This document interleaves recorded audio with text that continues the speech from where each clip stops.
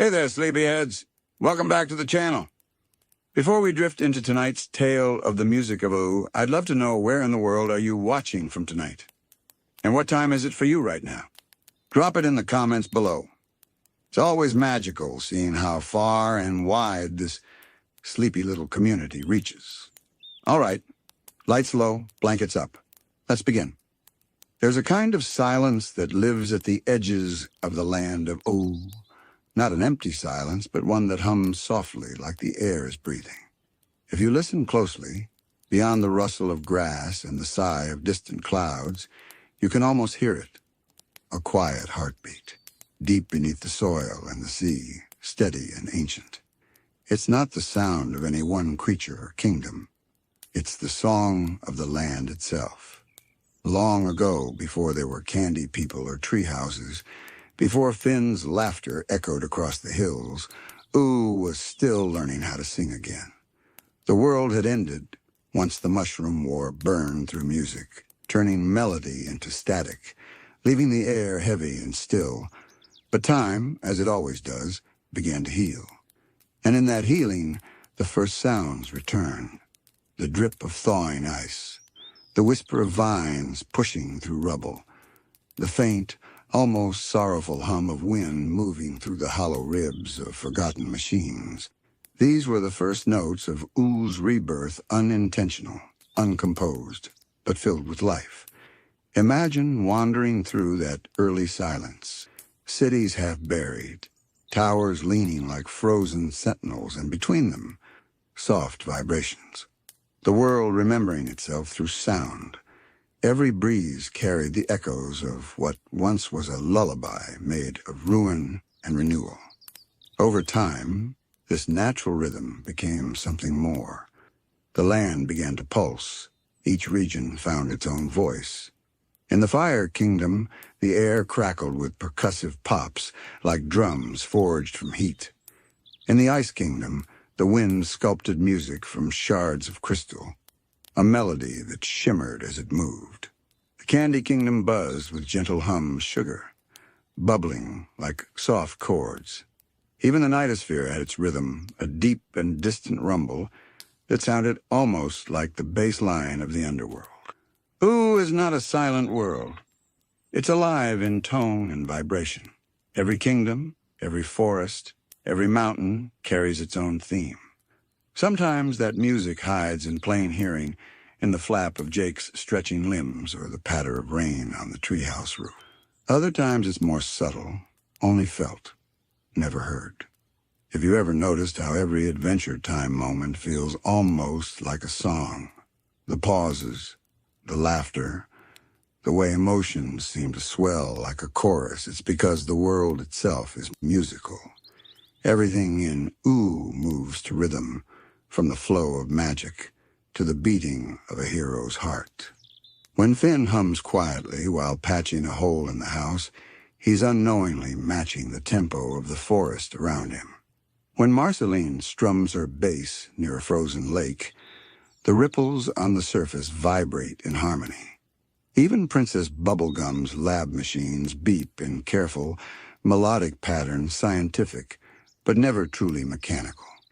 It's as though the world doesn't just allow music, it needs it.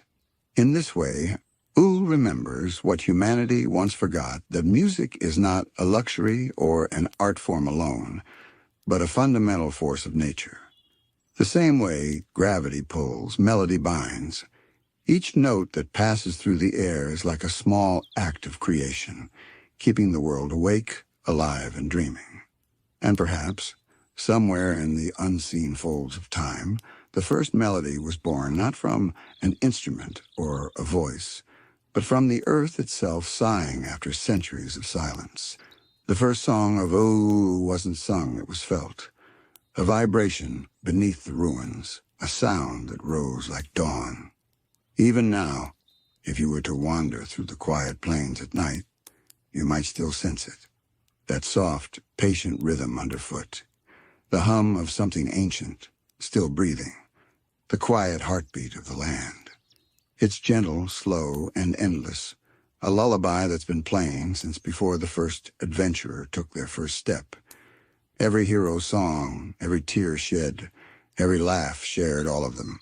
Small echoes in a melody that never stops. Ooh doesn't forget sound.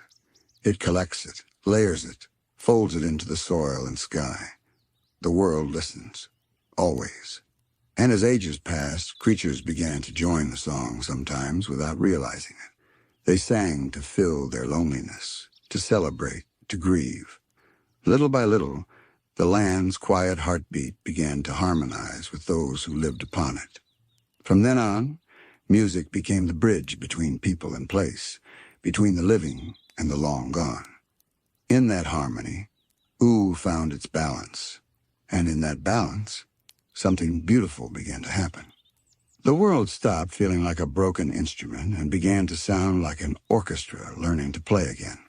Every living thing, from the smallest snail inching across moss to the grandest being drifting between dimensions, found its own small rhythm, its own note in the cosmic composition of Ooh.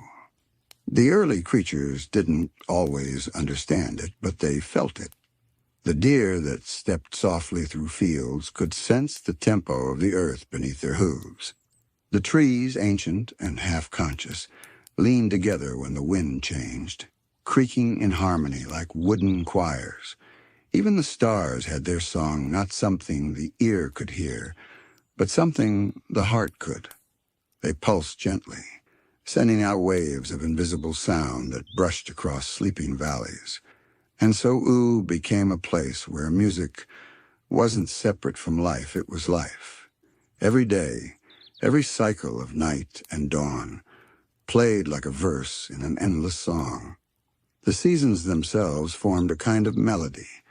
Winter hummed in low tones, slow and meditative, while spring fluttered with bright, uncertain notes.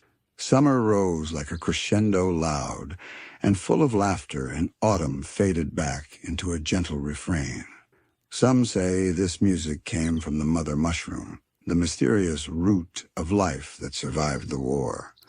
Others whisper that it's older still, born from the cosmos that existed before Ooh, a sound carried by starlight, finding a home in this strange magical land. But whatever its origin, the music of Ooh became something sacred. Even beings of pure logic or chaos could not escape its pull. Think of the Ice Kingdom for a moment. Beneath its glacial silence, there's a tone so faint, it feels almost like memory. Each flake that falls is a note. Each gust of icy wind, a measure in an endless refrain. When Simon Petrikov walks across his frozen domain, his steps echo softly, and the sound stretches, twisting like sorrow turned to melody. The ice doesn't just reflect the past, it sings of it. Meanwhile, far away, the Fire Kingdom burns in percussion. You can hear it if you listen carefully. The hiss of flame, the crackle of molten rock, the rhythmic popping of embers. It's a restless kind of music, alive, impatient, and unpredictable. Yet within it, there's beauty, a reminder that even destruction has rhythm, even chaos has a beat. Across the land, these melodies overlap, ice and fire, sugar and stone, and together they create a harmony so vast that no single ear could ever truly hear it all.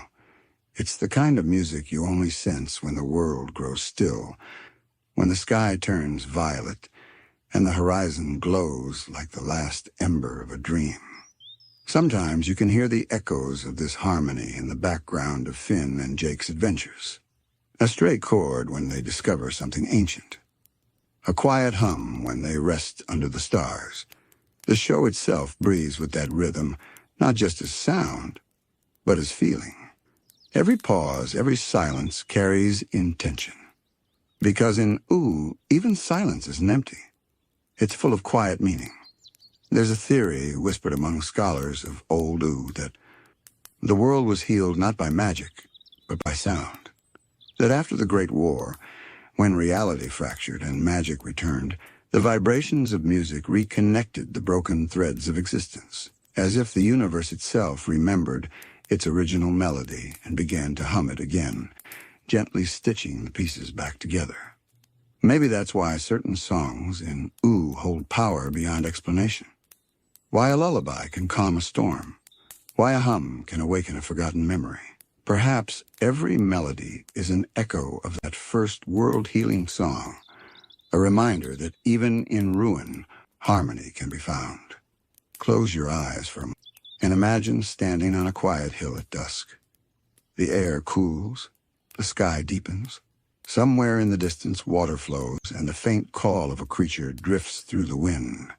The grass sways softly, brushing against itself, whispering rhythm. Beneath your feet, the earth hums a long, low note, constant, patient. That's the heartbeat of ooh, the song that never ends, the one that carries all others within it. It's not loud or proud. It doesn't demand attention. It just is steady and ancient, like the pulse of time itself. And maybe that's why the people of ooh are drawn to music without even realizing it. It's not just art to them, it's instinct, a memory older than thought, carried in their bones. When Finn strums his little lute by the campfire, he's not composing, he's remembering. When Jake hums nonsense tunes while cooking breakfast, he's harmonizing with the morning. Theirs is a kind of musical sleepwalking, the unconscious continuation of something that began long before them. Even the magic that threads through the world seems to move in rhythm. The way spells rise and fall, the hum that follows certain enchantments, all of it syncs with the land's invisible metronome. The more you listen, the more you realize, ooh doesn't just have a soundtrack, it is the soundtrack. And through that song, the past is never truly lost. The echoes of old humanity linger in the melodies of new life, reshaped and softened by time. The ruins of the old world hum quietly beneath the soil, their forgotten machines still vibrating faintly, like ghosts trying to sing themselves back into existence. It's haunting, yes, but also comforting, because it means that nothing ever really disappears in ooh. Every sound, every word, every song, they all join the great composition. The land listens, remembers, and plays it back in ways we can barely understand. When you think about it, maybe that's what makes ooh feel so alive, the sense that everything is listening. Every tree, every mountain, every drop of dew seems aware of the notes that pass through it. And in their own quiet ways, they respond. The land and its creatures are not separate from their music. They are both audience and performer, a duet between being and becoming. In the ancient forest, long before the treehouse was built, the wind had a way of threading through the branches in perfect cadence. The sound wasn't random. It would rise and fall like breathing.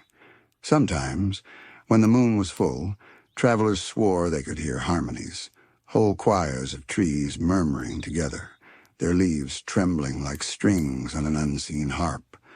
Some believed these were the forest spirits, invisible beings who tuned the air with their whispers.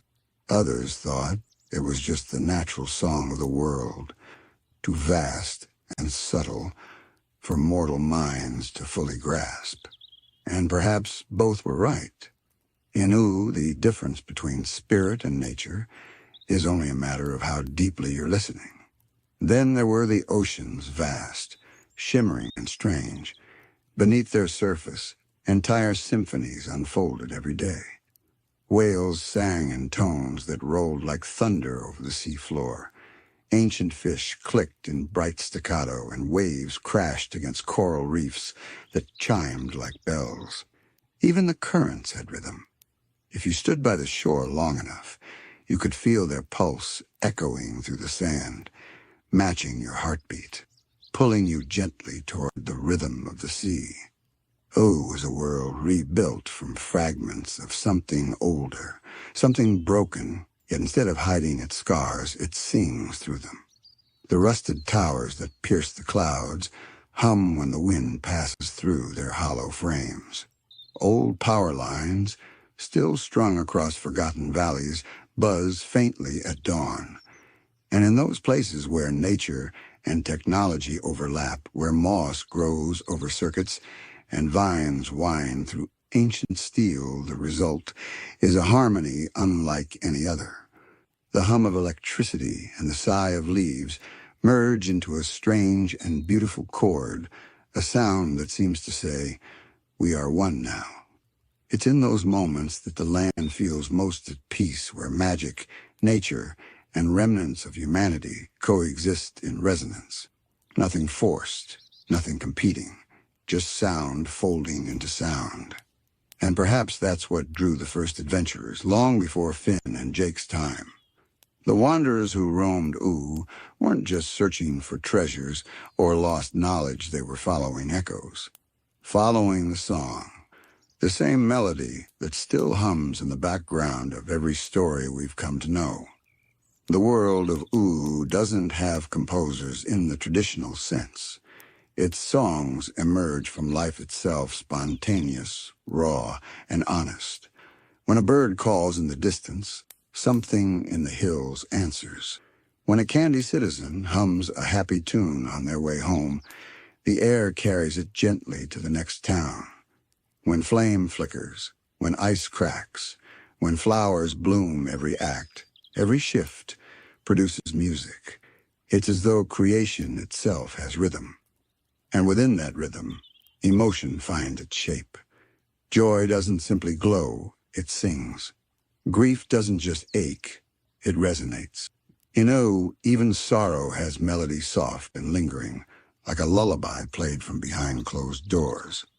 This is perhaps why silence feels so profound there. When the world grows quiet, it's never empty. It's the pause between verses, the moment of breath before a new tune begins. You can almost sense the world holding itself still, waiting for the next note. In one of the oldest tales, there's mention of the echoed plain, a vast, flat field where no sound could be made, where even footsteps vanished before they could be heard. Legend says this was the place where the world's first silence was born. But even there, if one listened with patience and heart, a hum could be felt beneath the stillness, the earth itself remembering the song that once was. The heartbeat of Ooh never fully ceased, not even there.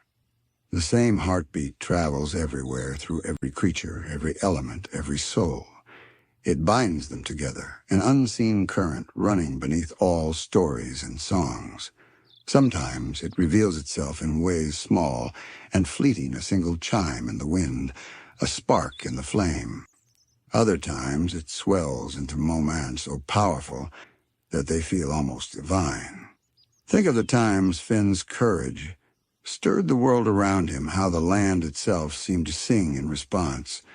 The air growing warmer, colors deepening, the faint rise of orchestral energy beneath a quiet act of bravery. These are not coincidences. They are Ooh's way of harmonizing with its heroes, of turning their emotions into melody.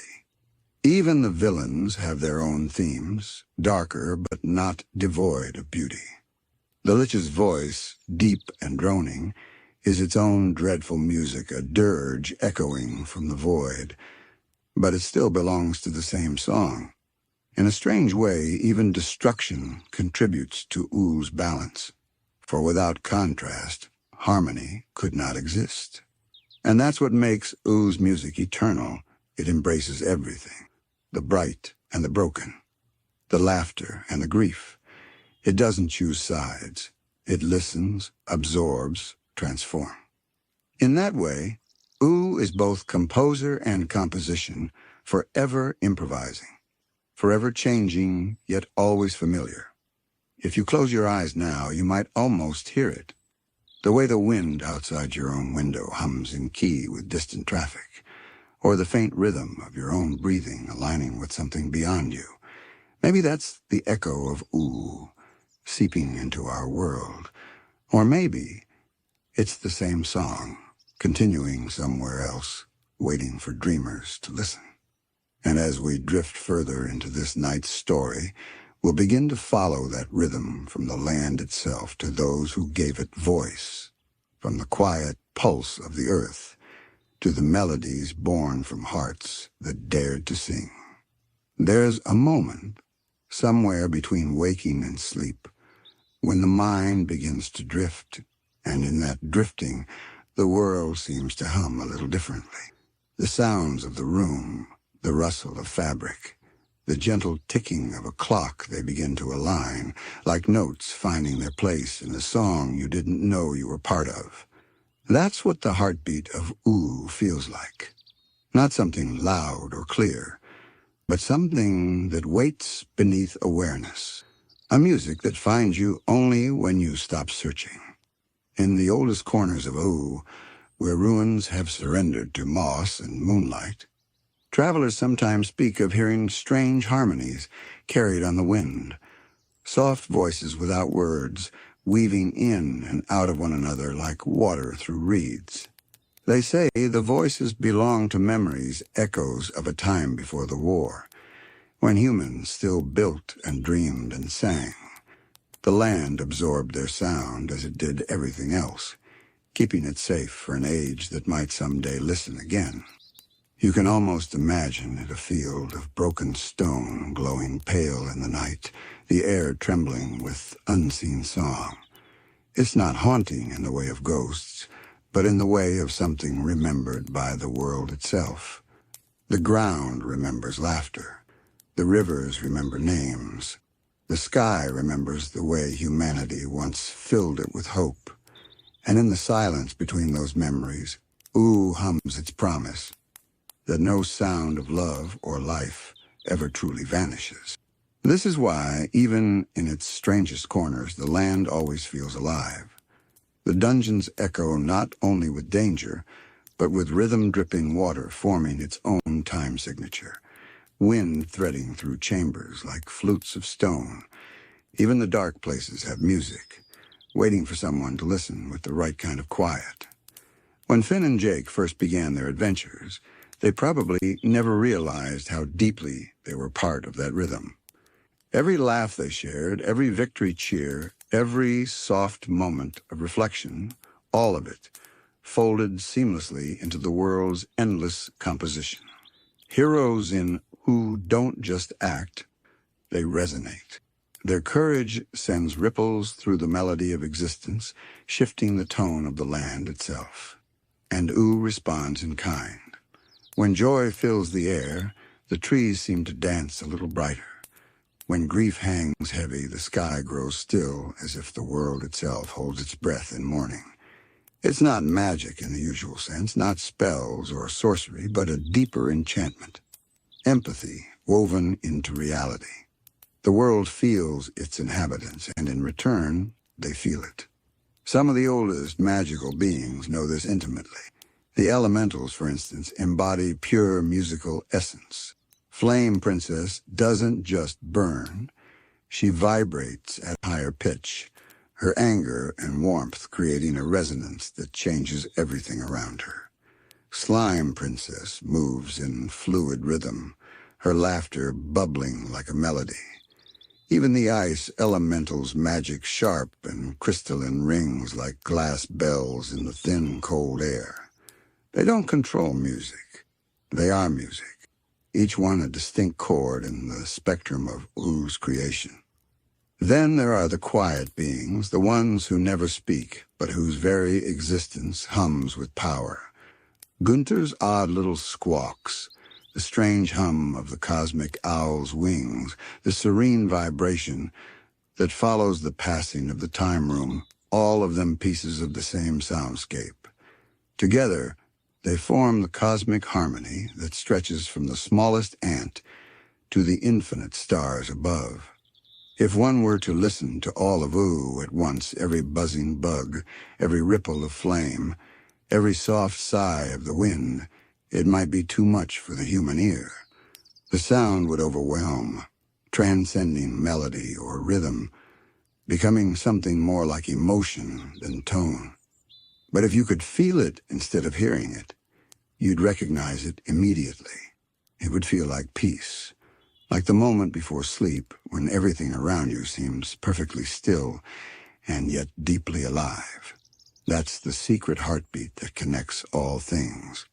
the lullaby of existence itself. Over generations, the people of Oo began to reflect this music in their lives. The Candy Kingdom built festivals that filled the air with song and laughter, bright and carefree, echoing the sweetness of their hearts. The Flame Kingdom turned to battle and dance into one, their movements striking like drum beats. In the quiet wilderness, nomads sang to the stars, their voices rising like sparks, blending with the soft hum of the wind. It's as if everyone, knowingly or not, keeps the land alive through sound. And maybe that's the secret reason why songs in Oo have power. They're not just entertainment. They're continuation threads that tie each living being to the land's eternal pulse.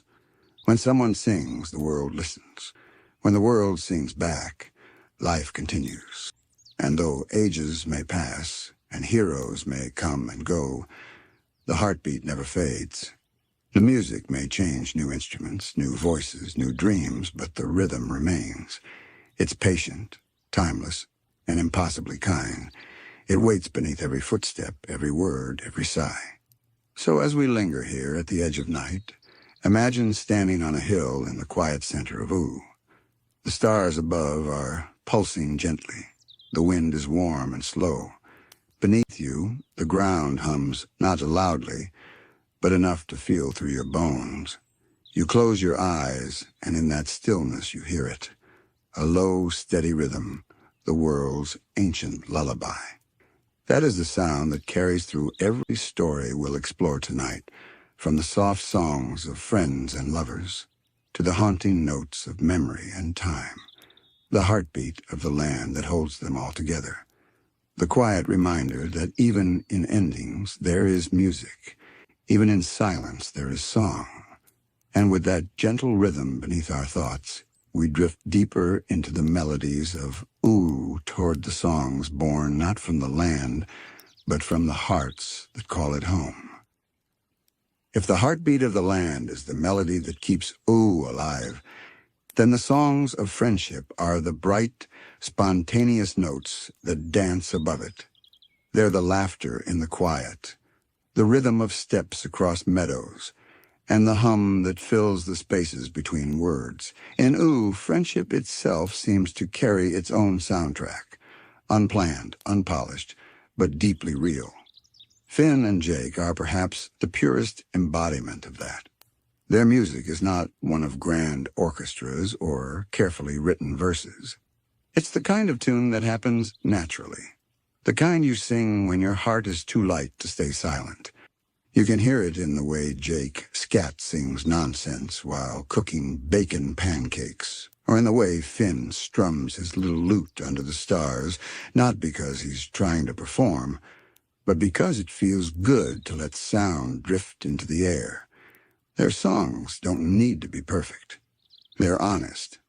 And in Oo, honesty is harmony. When Finn and Jake sing together, the world seems to lean in closer. Birds gather on the windowsill. The grass sways in rhythm. Even the clouds seem to drift a little slower, as if not to interrupt. Their friendship is a duet, one that has been playing since the moment they met. And every adventure they share, every challenge they face, adds another verse to their song. Think of their early days, when every mystery was an invitation, every danger a game. Their laughter became music in itself, a bright golden sound that seemed to fill even the darkest caverns. They sang about nonsense, about food and farts and weird dreams, and yet somehow those simple tunes held something sacred. Because beneath the silliness was trust. Two souls so deeply in tune that they couldn't help but make music together. It's easy to forget how rare that is, a friendship so free that even silence feels like a song. In Oo, that kind of connection isn't just emotional, it's magical. It changes the tone of the world around it. When Finn and Jake laugh, it's as if the land responds, echoing their joy through rustling leaves and shimmering air. They turn ordinary moments into melodies that linger long after their voices fade. There's a reason so many of Adventure Time's most memorable moments are musical ones. My Best Friends in the World, for instance, isn't just a song Finn sings to express his love for those around him. It's an emotional key that unlocks a deeper truth, that in a world as unpredictable and chaotic as Ooh, friendship is the one tune that never goes out of rhythm. When Finn sings that he doesn't want to lose anyone, it's not polished or rehearsed. It's raw. His voice cracks. It trembles. But that imperfection is exactly what makes it beautiful. It reminds us that songs, like friendships, aren't meant to be flawless. They're meant to be felt. Jake, on the other hand, brings an easy warmth to every melody. His songs meander, sometimes absurd, often comforting little musical daydreams that seem to roll as lazily as he does. When he hums to himself on long walks, when he turns chores into goofy jingles, it's as though he's reminding the world not to take itself too seriously. His tunes have no beginning or end. They just happen like breathing. Together, their harmonies feel like sunlight on water, playful, fleeting, and impossibly tender. Even their arguments find rhythm moments of frustration that resolve in laughter, like dissonant notes resolving into a chord. Their bond turns chaos into cadence. The treehouse itself seems to know their song. If one listens closely, there's a gentle resonance that lives in its wooden beams, the hum of years spent laughing, cooking, dreaming. Each scratch on the floor, each creak in the stairs carries memory. It's a home that sings quietly to itself, holding every shared melody like pressed flowers in a book. And it's not just them. Friendship in Ooh often reveals itself through song. BMO hums to pass the time, creating little soundtracks from moments no one else notices. When he sings, it's innocent and pure, like a child turning life into a lullaby. His songs aren't about performance. They're about connection, about making the world feel a little less lonely. The same goes for the smaller friendships scattered across the land. Lady Rainicorn's soothing chords, which sound more like light than sound. Tree trunks, gentle humming as she bakes pies, or even Lumpy Space Princess, belting her dramatic feelings into the air with no concern for tune or tone. Each voice, each moment of song, adds texture to the grand composition, Ooh. But Finn and Jake's melody always stands at the center. It's the theme that carries through every season, every loss, every rebirth. Because their friendship is more than companionship. It's a reminder that even in a world rebuilt from ruin, joy can be found in the simplest sound. That singing together, no matter how silly or small, is a way of saying, we're still here. When the night grows long and the fire burns low, their songs soften into something else, quiet, reflective, almost fragile. They hum to stay awake, to remember, to dream. And in those moments, Ooh itself seems to hum back. There's a kind of purity in the way Finn and Jake's music shifts with time. When we listen closely, we can hear the story of their growing up, not told through words, but through tone.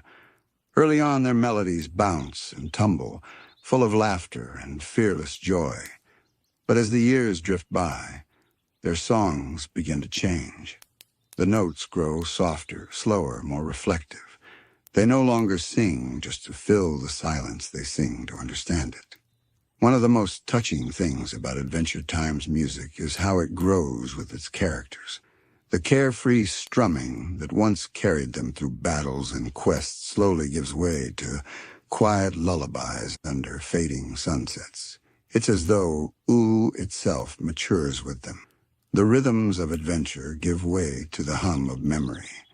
And somewhere between those notes, the essence of friendship deepens. There's a moment in I Remember You's when Simon and Marceline share their fragmented song, a scene that mirrors Finn and Jake's bond in a more sorrowful light. It's not about perfection or even melody. It's about connection. Simon, lost inside the mind of the Ice King, struggles to remember who he is. Marceline, holding on to the last remnants of the man she once knew, sings not to heal him, but to reach him.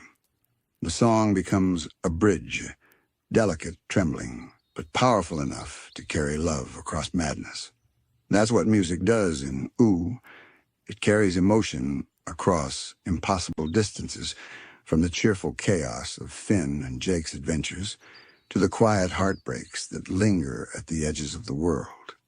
Every song feels like a memory passed through generations, each note containing echoes of laughter, sorrow, and hope. And even when the tone shifts, when joy fades into melancholy, the thread of friendship never disappears. Think of how Finn's voice changes over time from boyish and bright to mature and wistful. His songs evolve as his understanding of the world deepens. Where once he sang of fighting monsters, now he hums about love, loss, and the passage of time. It's not just character growth, it's the music of growing up, tender and inevitable. Adventure Time captures that feeling perfectly. The moments between the battles, between the laughter when Jake's guitar strings hum quietly in the corner, when BMO sings a little tune to himself, those are the true heartbeats of the story. They're reminders that adventure doesn't always have to be loud. Sometimes it's found in the silence between two friends who've said everything they need to say. One of the most beloved examples of this comes from the simple, almost childlike song, Bacon Pancakes. On the surface, it's funny, almost meaningless Jake singing about breakfast while flipping pancakes. But in that small, ordinary moment lies something deeply comforting. It's the sound of contentment, of home, of days when nothing needs to be epic to be good. The song repeats, looping endlessly, just like the rhythm of life. Jake sings not to perform, but to be present, to remind himself and us that even the smallest moments can carry joy. Then there's Island Song, the closing theme of the show, a melody that gently carries the viewer back to stillness after each adventure. It's the sound of ooh exhaling. Its lyrics speak softly about distance and return, about seeing the world from far away and still finding home in it. When it plays, you can almost imagine Finn and Jake sitting beneath their treehouse, watching the sun sink below the horizon, not needing to speak. Friendship in ooh is not static. It breathes, it drifts, falters, heals, and finds new harmonies. There are moments when Finn feels lost, unsure of who he's becoming, and yet Jake is always there, grounding him in rhythm. Their songs remind us that even when life feels uncertain, when the melody seems to fade, someone out there is still humming along with you. That's what makes these musical moments so comforting. They aren't grand performances. They're shared breaths, little notes of connection that remind the listener that togetherness doesn't always need words. Sometimes a hum, a strum, or a soft laugh is enough. If you listen closely, you can almost hear those echoes still floating through the land of ooh, drifting across the fields, tangled in the wind, caught in the hum of old machines and the rustle of candy leaves. They linger, carrying the spirit of every friendship that's ever been sung into being. And in that way, music becomes memory, the gentle glue that holds ooh together long after the songs have ended. There's something magical about the way ooh lets music breathe, not as background noise, but as a living, emotional presence. Every friendship in this world seems to have its own melody, quietly looping beneath the surface of conversation. It's not always sung aloud. Sometimes it exists in gestures, in the way Jake reaches out to steady Finn's shoulder after a hard day, or in the small, wordless moments when they simply sit and watch the clouds pass. If those moments had a sound, it would be the soft strumming of a familiar tune played on a well-worn guitar. What's so tender about these musical threads is how they reveal the emotional depth hiding beneath ooh's colorful surface. Beneath all the candy and monsters, There's a quiet understanding that life, even after the apocalypse, still longs to sing. That instinct to hum, to create sound, is what keeps the spirit of adventure alive.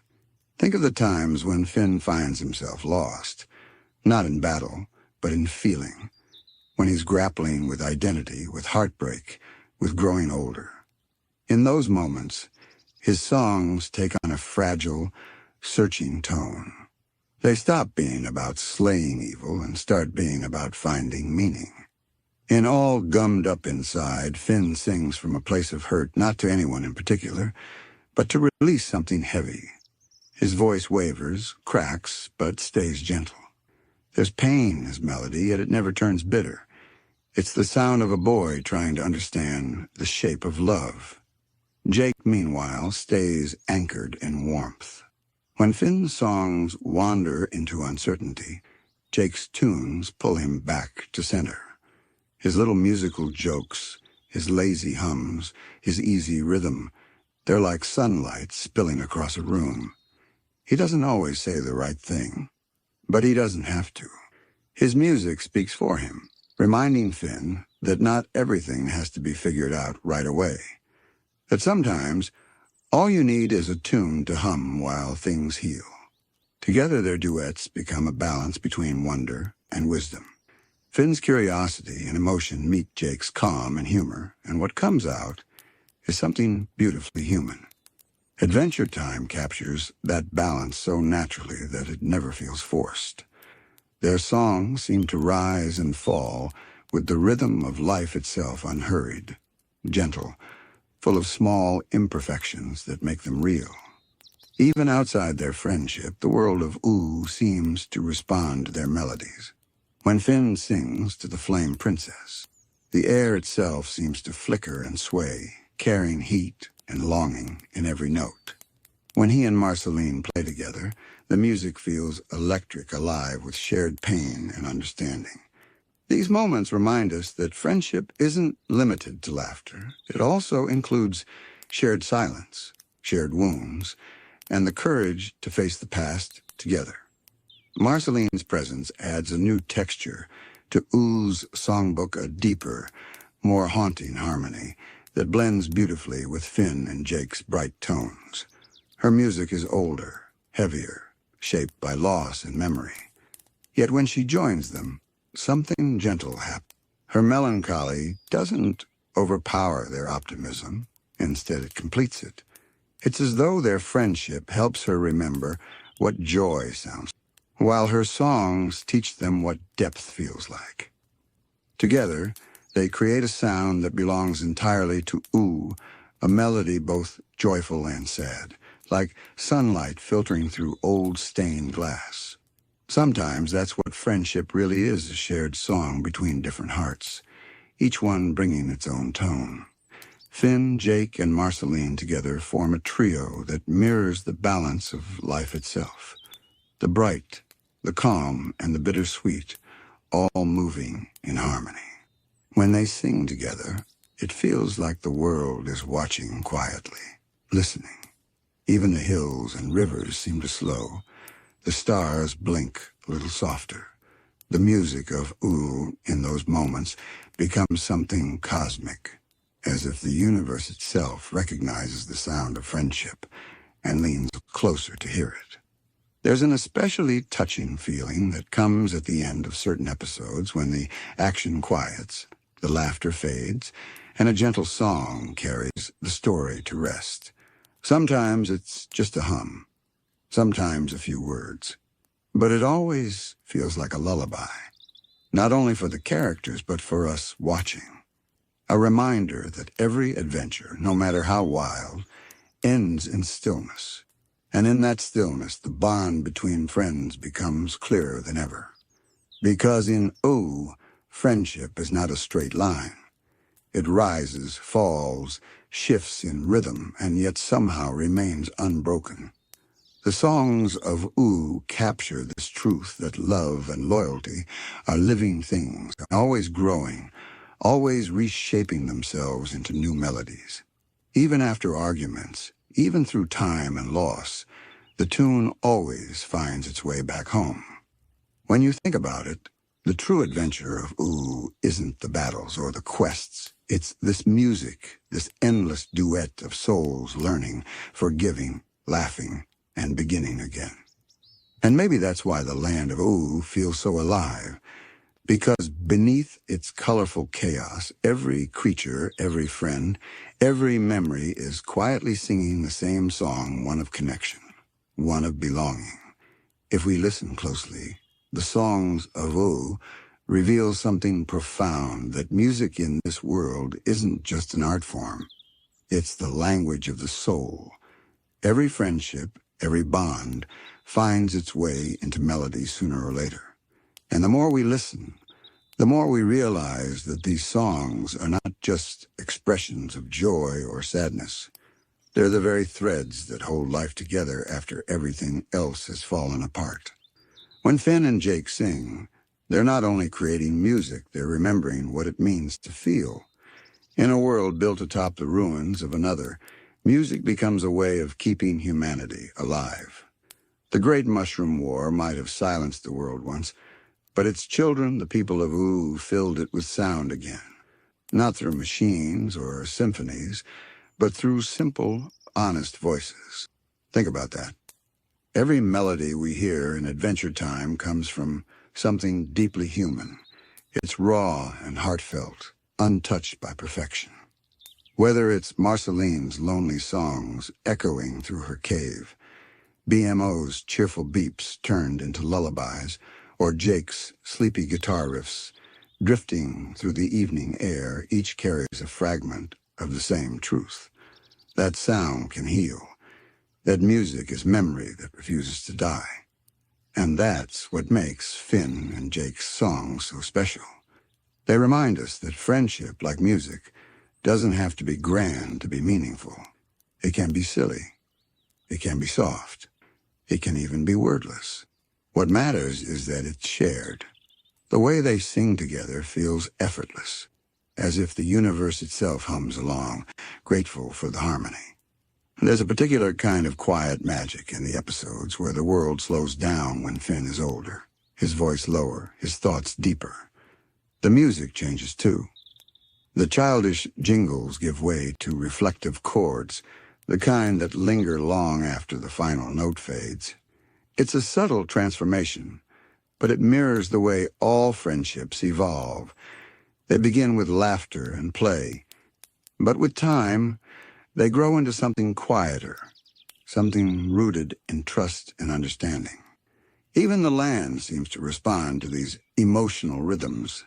You can almost imagine that somewhere deep beneath the grass and candy soil, the world hums with the echoes of their songs. Maybe that's why Ooh never feels empty, no matter how strange or lonely its corners might seem. There's always some melody weaving through the air, an invisible thread of companionship. Music in that way becomes the truest form of adventure. It's a journey inward through feeling, through memory, through connection. Every time Finn strums his lute, or Jake whistles a tune, or Marceline lets her voice drift into the night, it's as though they're reaching across space and time to remind one another, I'm still here. You're not alone. It is beautiful to think that after all their quests, after every battle, the most lasting thing Finn and Jake created together wasn't treasure or glory. It was their song. A song that will live on in every corner of Ooh, whispered by the wind, carried by the rivers, and remembered by those who come after. When we listen to Island Song at the end of each episode, come along with me. We're not just hearing a closing theme. We're being invited into that same circle of friendship. The song doesn't end. It continues in us. Every listener, every dreamer, becomes part of the melody. That's why it feels so tender, so comforting, no matter how many times we hear it. It's like a gentle reminder that there's always room for one more voice in the harmony. Adventure Time's music never shouts to be heard. It whispers. It lingers. It asks you to slow down, to breathe, to listen not just to the songs themselves, but to the emotions that flow beneath them. Friendship, it tells us, is a kind of music, too. It needs care. It needs rhythm.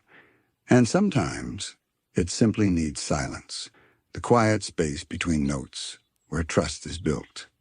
As the sun sets over the treehouse, you can imagine the two friends resting against the wooden balcony, guitars on their laps, watching the horizon fade into pink and blue. They don't need to speak. The air between them hums softly with the remnants of a tune they've played 1,000 times. And somewhere in that quiet you can feel, exhale, content, peaceful, alive. Maybe that's what it all comes down to, not the grand quests or the cosmic mysteries, but these small, perfect harmonies. The sound of two friends who shared every kind of day, bright mornings and dark nights alike, still finding joy in one another's company, still singing. And as their voices fade into the gentle rhythm of the night, the listener is left with a truth that feels older than the stars themselves. That friendship, at its core, is a song with no end. It changes, it grows, but it never stops playing. Even when all else falls quiet somewhere out there, Finn and Jake are still singing and, forever listening. If Finn and Jake's songs are the sound of adventure, then Marceline's are the echo that lingers after the journey ends. Her music belongs to twilight, that soft, in-between hour when light and shadow mingle, when memories start to hum beneath the surface of the world. There's something eternal about her melodies, as if every note has lived for centuries, carrying fragments of love, loss, and loneliness. Marceline doesn't just sing, she confesses.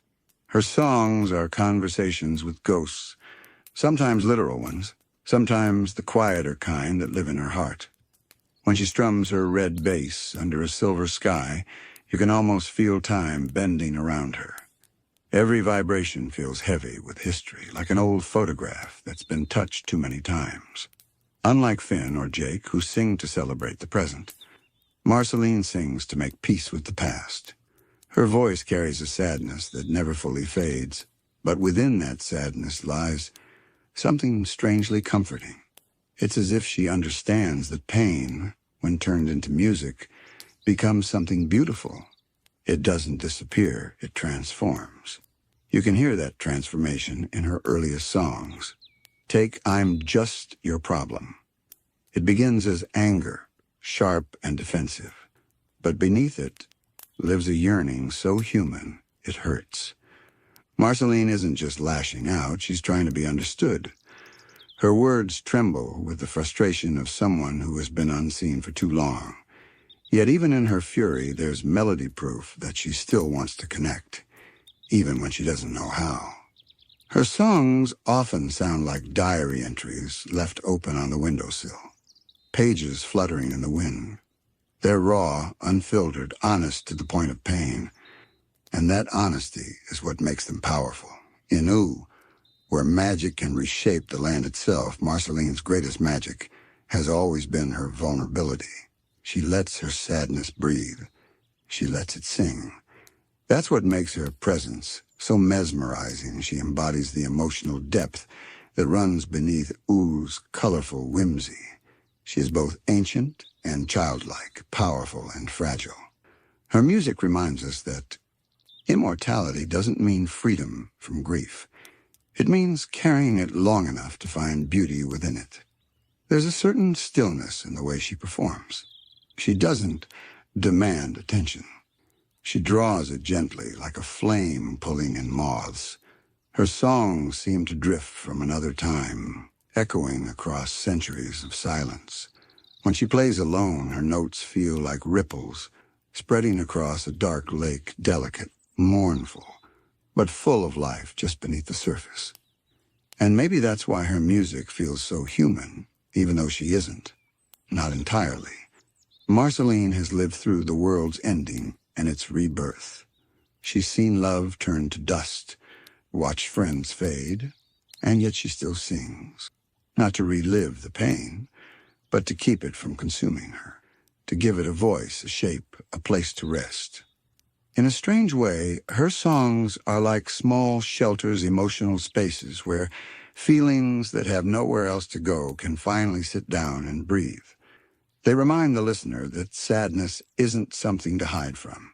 It's something to hold, to cradle, to learn from. Marceline doesn't deny her sorrow. She honors it. And through that honesty, she becomes one of the most quietly healing forces in Ooh. When she sings Everything Stays, you can hear the acceptance in her tone.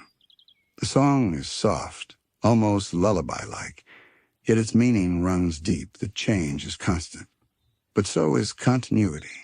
Her life moves, reshapes, and rebuilds, but certain things, the love we give, the memories we hold, always remain. It's a song about survival, but also about peace. And maybe that's what Marceline's music is really about, survival through self-expression. Her melodies are emotional fossils, proof that she has endured and remembered. Each song holds a fragment of 1,000 years, her childhood with Simon, her wanderings through empty wastelands, her friendships with the strange new beings of Ooh. All of it lives within her voice. There's a bittersweet comfort in realizing that her sadness isn't something to be fixed, it's something to be shared. And in sharing it, she bridges the gap between past and present, between human and monster, between loneliness and love. There's a weight to Marceline's songs that feels ancient, not in the sense of age alone, but in emotional depth. When she sings, it's as if she's carrying the entire memory of the world inside her. Every note seems to come from somewhere deep beneath the surface of time, a place where joy and sorrow are forever intertwined. You can hear that when she plays quietly by herself, sitting atop a crumbling mountain or in the glow of her floating house. The world below her hums softly, and her bass strings seem to vibrate with the pulse of history. She doesn't sing for applause. She sings to remember, to remind herself that she's still here, still feeling, still capable of love in a world that has changed beyond recognition. That's what makes her music feel so intimate. It's not for anyone else. It's for her. And yet, somehow, by letting us listen, she lets us share in her healing. It's easy to forget that Marceline was once just a little girl living in the ruins of a broken world. When the bombs fell and the old world disappeared, her lullabies became survival songs. Music was her comfort when everything else turned to ash. In those days, it was Simon's voice that guided her, gentle, warm, a melody that promised she wasn't alone. Even now, centuries later, his memory lives in every chord she plays. When she strums a melancholic tune, there's often an echo, faint but real, of Simon's influence. His kindness became part of her music, just as his madness became part of her grief. Their story is written in song, not just in words. I Remember You isn't merely a duet. It's a confession between two lost souls trying to reach each other across the fog of memory. Marceline's trembling voice carries both love and heartbreak, forgiveness and regret. It's the kind of music that doesn't resolve, it lingers like an unanswered question. Her relationship with Simon is perhaps one of the purest examples of what music means in Ooh. It's more than sound. It's a bridge across time and trauma. When she sings to him, she's not trying to bring the past back. She's trying to make peace with it. Her music becomes a thread, connecting the child who once clung to him with the immortal woman who now carries his story. Through melody, she transforms loss into remembrance. Marceline's melancholy is not simply sadness, it's wisdom. It's what happens when you've lived long enough to understand that love and pain are inseparable. Her songs capture that truth with stunning gentleness. They never scream or plead, they whisper, they accept. They hold space for everything, joy, sorrow, longing, without needing to fix or explain it. There's a kind of magic in how her music fills silence. When she plays, it feels like she's speaking directly to the heart of O, to every lonely creature, every forgotten relic, every shadow still clinging to memory. Her voice soothes not because it denies the darkness, but because it acknowledges it. She sings to the parts of the world that others overlook. The broken robots, the haunted forests, the ruins where laughter once lived. Her melodies curl around those quiet places, wrapping them in warmth. And yet, despite all her pain, Marceline's songs are not hopeless. There's always a flicker of light hidden within them, a melody of resilience. When she sings about love lost, it's never to wallow, but to honor what once was. When she sings about loneliness, it's to remind herself that she can still feel. Her music is both mourning and celebration, a balance few can hold. One of her greatest gifts is that she doesn't try to separate herself from her emotions. She lets her sadness exist beside her joy. You can see it in the way she smiles after finishing a bittersweet song, as if to say, "Yes, it hurts, but I'm still here." In that moment, she becomes something larger than a vampire or a musician. She becomes the embodiment of endurance, of how art can keep a heart beating even after centuries of silence. And through all of it, her bass remains a constant companion. It's more than an instrument.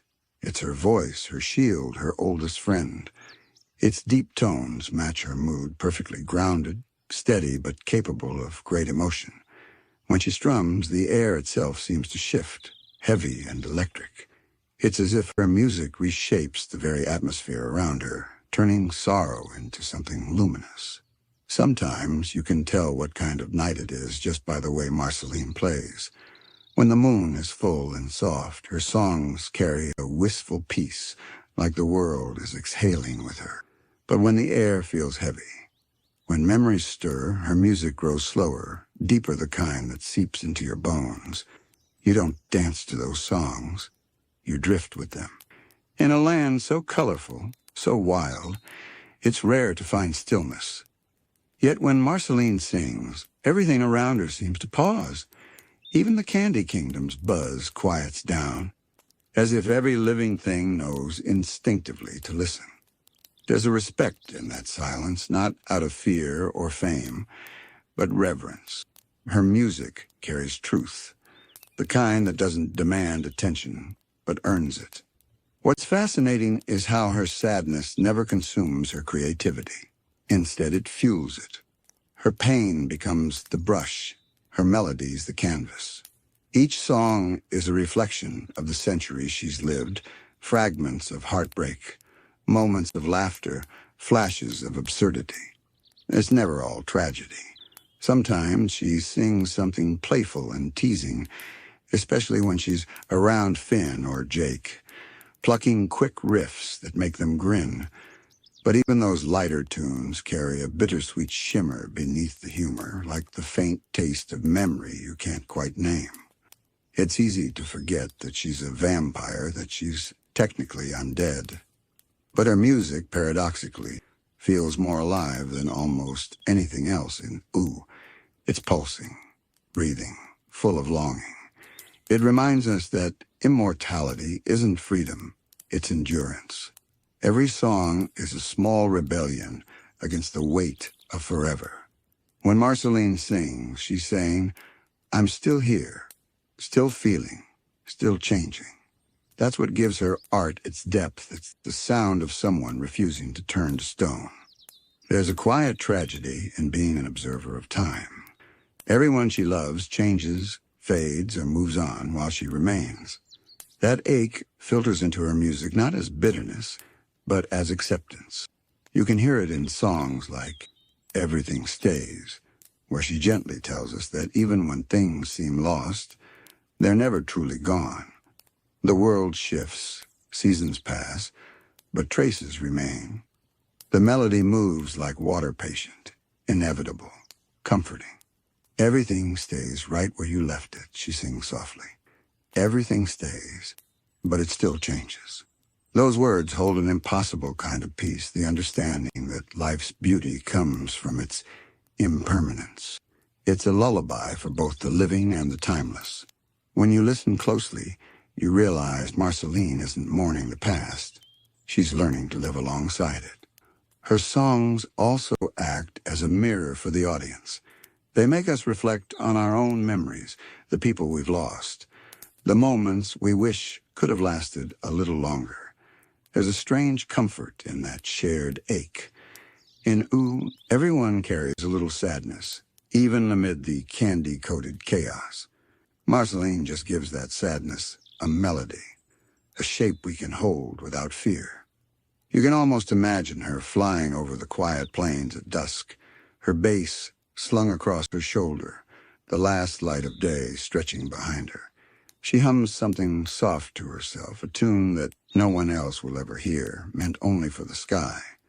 The wind becomes her harmony, the clouds her chorus. It's her way of talking to the world without needing words.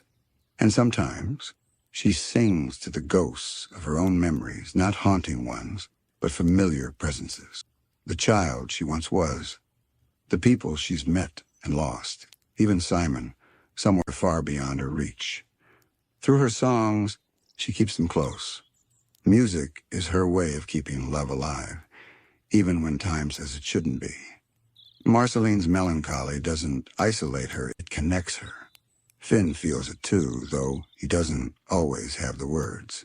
So does Princess Bubblegum, whose own heart carries its own brand of longing. When they share quiet moments, it's music that bridges the gap. Their duets, whether on stage or in fleeting scenes of tenderness, carry the sound of reconciliation. They remind us that love, no matter how strange or complicated, can always find its way back through song. There's an old saying that music is emotion made visible through sound. Marceline embodies that entirely. Her voice, her bass, even her silence, they're all languages of feeling. She doesn't need to explain herself. The melody does it for her. It's honest. It's vulnerable. It's human in the truest sense. And that's what makes her such a vital thread in the music of Ooh. In a world overflowing with magic and chaos, her songs are a grounding force proof that even in the weirdest corners of existence, emotion still rules. Her melancholy, rather than being a shadow, becomes a lantern. It lights the dark corners of the world, revealing beauty in the sadness, hope in the ache, and love in the loss. There's a haunting sort of beauty in the way Marceline's songs linger long after they've ended.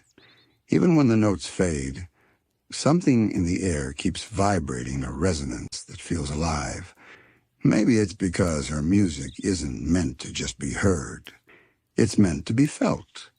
It nestles quietly in the listener's chest, becoming part of their own memories, like a secret echo that hums long after the night has passed. If you think about it, Marceline's music is almost like a form of memory magic.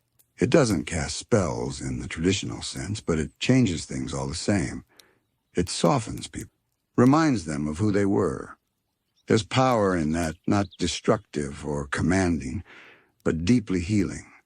When she plays, she's weaving fragments of emotion into something that reaches beyond words.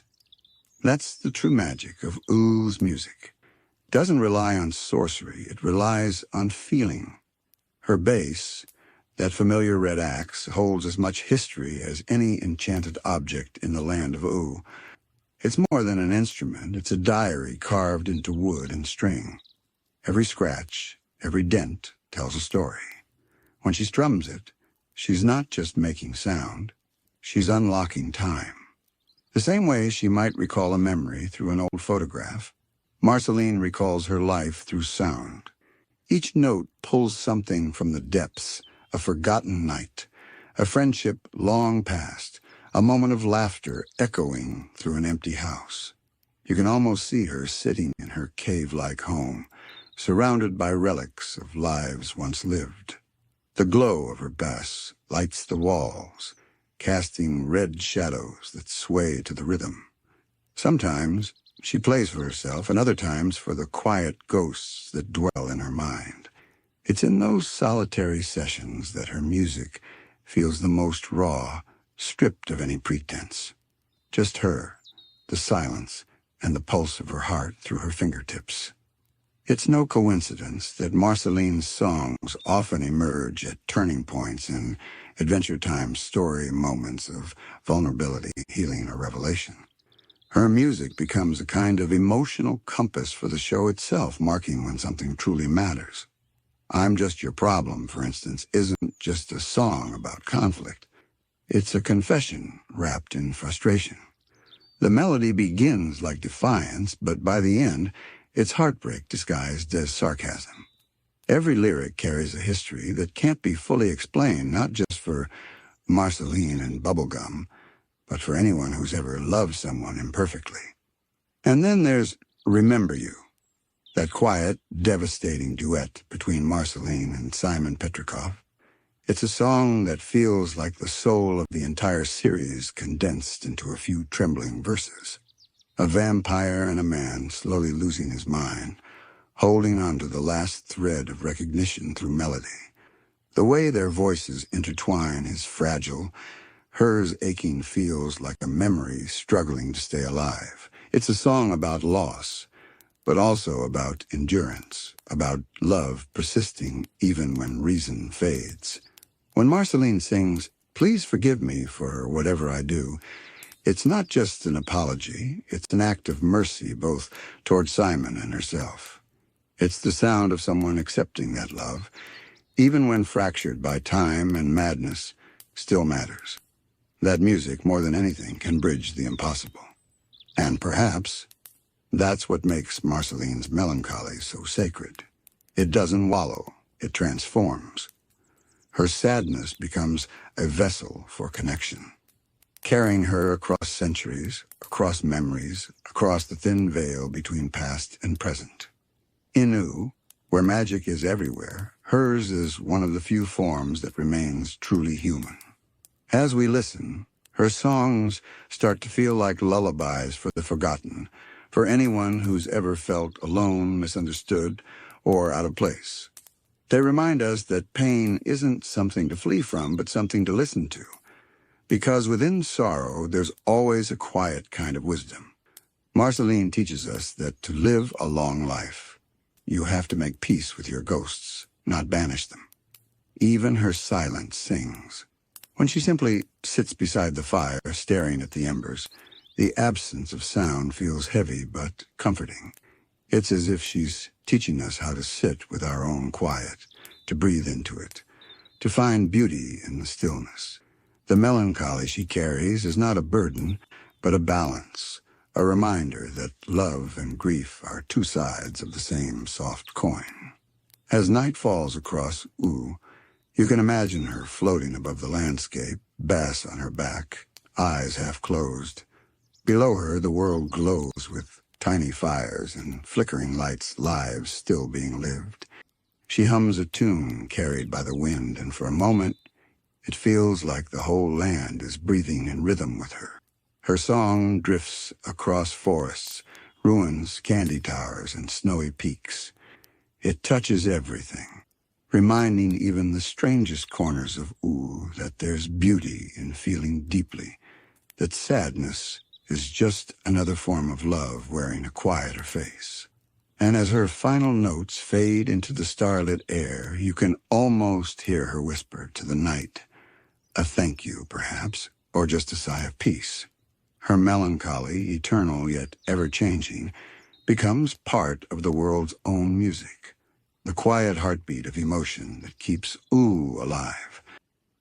If you stand quietly at the edge of the Candy Kingdom, just as the sun begins to dip below the frosting pink horizon, you can almost hear it, a soft, melodic hum that drifts through the air like sugar dissolving in tea.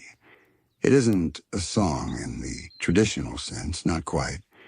It's the sound of the kingdom itself breathing, the chiming laughter of its citizens, the gentle bubbling of caramel fountains, the faint clinking of peppermint wind chimes that sway in the warm breeze. Together they create something wondrous, the unintentional symphony of a world built on sweetness. The Candy Kingdom has always felt alive, but not in the way that forests or oceans are. Its aliveness is crafted, nurtured, composed, shaped by Princess Bubblegum's mind as much as by her heart.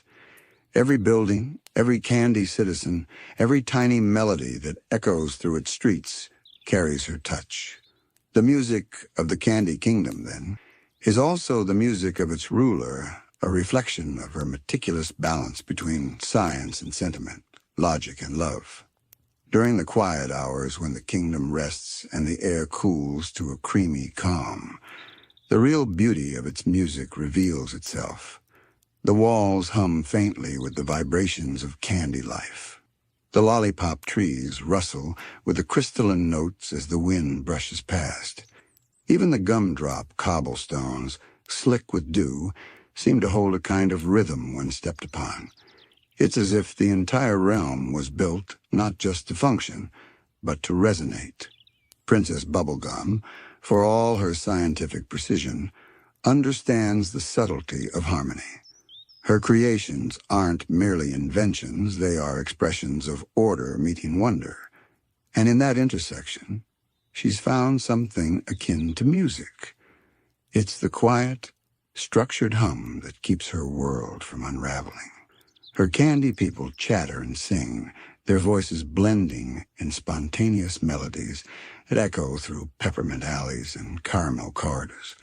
None of it is rehearsed, yet somehow it always feels orchestrated. When Finn and Jake visit, they often find themselves caught in this melody without even realizing it. They hum as they walk, their voices unconsciously syncing with the rhythms of the streets. It's part of the Candy Kingdom's magic to make even outsiders a part of its song.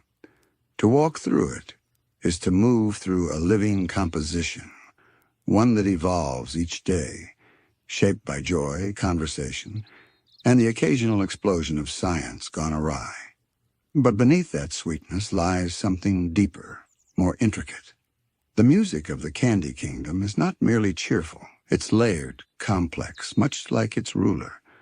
Beneath the bright tones of celebration lies a steady undercurrent, the hum of control. Every candy citizen's heartbeat, every giggle, every tiny mechanical hum contributes to a perfect equilibrium that Bubblegum maintains tirelessly. It's as though she's conducting an orchestra made of her own creations, ensuring that every note lands precisely where it should. Yet there are moments when her symphony falters, times when the music slips slightly out of tune, when rebellion brews, when the gumball guardians stir uneasily, when peppermint butlers' whispers of dark magic crawl through the sugar walls. The tone of the kingdom changes. It grows tense, sharper. The chimes sound a bit off, the laughter carries a nervous edge. In those moments you can almost hear the Candy Kingdom holding its breath, waiting for its composer to steady her hand and restore the rhythm. Still, despite its fragility, the Candy Kingdom's music remains one of the purest expressions of collective life in Ooh. Every citizen, from cinnamon bun to starchy, plays a role in maintaining it. Their cheerfulness is part of the harmony, but so is their chaos. Bubblegum understands this, even if it frustrates her. Without a little unpredictability, the song would lose its soul. It's that constant dance between order and disorder that gives the kingdom its magic. Like a symphony, it thrives on variation, crescendos of excitement, pauses of peace, and the soft, tinkling laughter that always returns after moments of tension. It's not a perfect tune, but perhaps that's what makes it beautiful. And when night finally falls and the sugar lamps cast their pastel glow across the courtyard, the music softens again. You can hear the distant lull of candy creatures settling down, their voices blending into a tender lullaby. It's not something that was ever written down. It simply exists, a byproduct of joy and invention. The Candy Kingdom doesn't just live, it sings. When you listen closely to the Candy Kingdom, you begin to notice that its music isn't random. It follows a rhythm that feels almost biological, like a heartbeat. Every hum, every soft, mechanical buzz beneath the candy streets contributes to a larger pulse. Princess Bubblegum once mentioned that the kingdom itself was alive in its own way, and perhaps this was what she meant. Not alive as in flesh and bone, but alive in rhythm and sound. Her creations, infused with science and sugar, seem to hum with the same cadence that beats quietly within her chest. To Bubblegum, music isn't an art form, it's structure. Harmony is a form of stability, melody a kind of order. She builds her world around that principle, ensuring that every note of her kingdom's existence functions as part of an equation she can understand. But as perfect as her symphony appears, it's that very perfection that sometimes isolates her. In the grand halls of the royal palace, there's an almost sacred quiet that fills the air at night, the sound of bubbling chemical vats in the distance, the faint ticking of candy-powered mechanisms, the low hum of energy coursing through walls of hardened sugar together. They form a slow, ambient drone. It's a sound that's both comforting and lonely.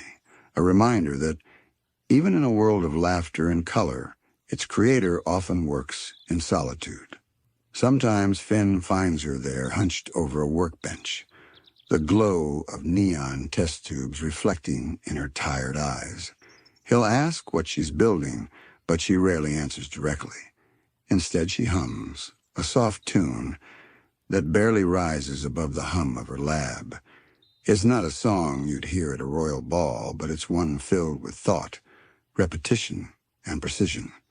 That little hum that's Bubblegum's version of music, a methodical, mathematical lullaby to herself.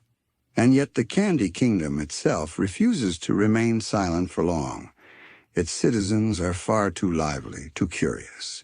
Peppermint Butler might be heard whispering eerie incantations to the beat of a soft drum in his quarters, while Starchy might sing an off-key song about conspiracy theories down by the old caramel well. Cinnamon Bun hums in his sleep, his snores oddly rhythmic. Even the Gumball Guardians emit a faint, harmonic vibration when they stand watch like a bass note grounding the melody of the city. Bubblegum might not realize it, but in her attempt to create order, she's built something profoundly musical. The Candy Kingdom's energy flows like a symphony, sometimes chaotic, sometimes serene, but always full of life. It mirrors her own nature, logical on the surface, deeply emotional underneath.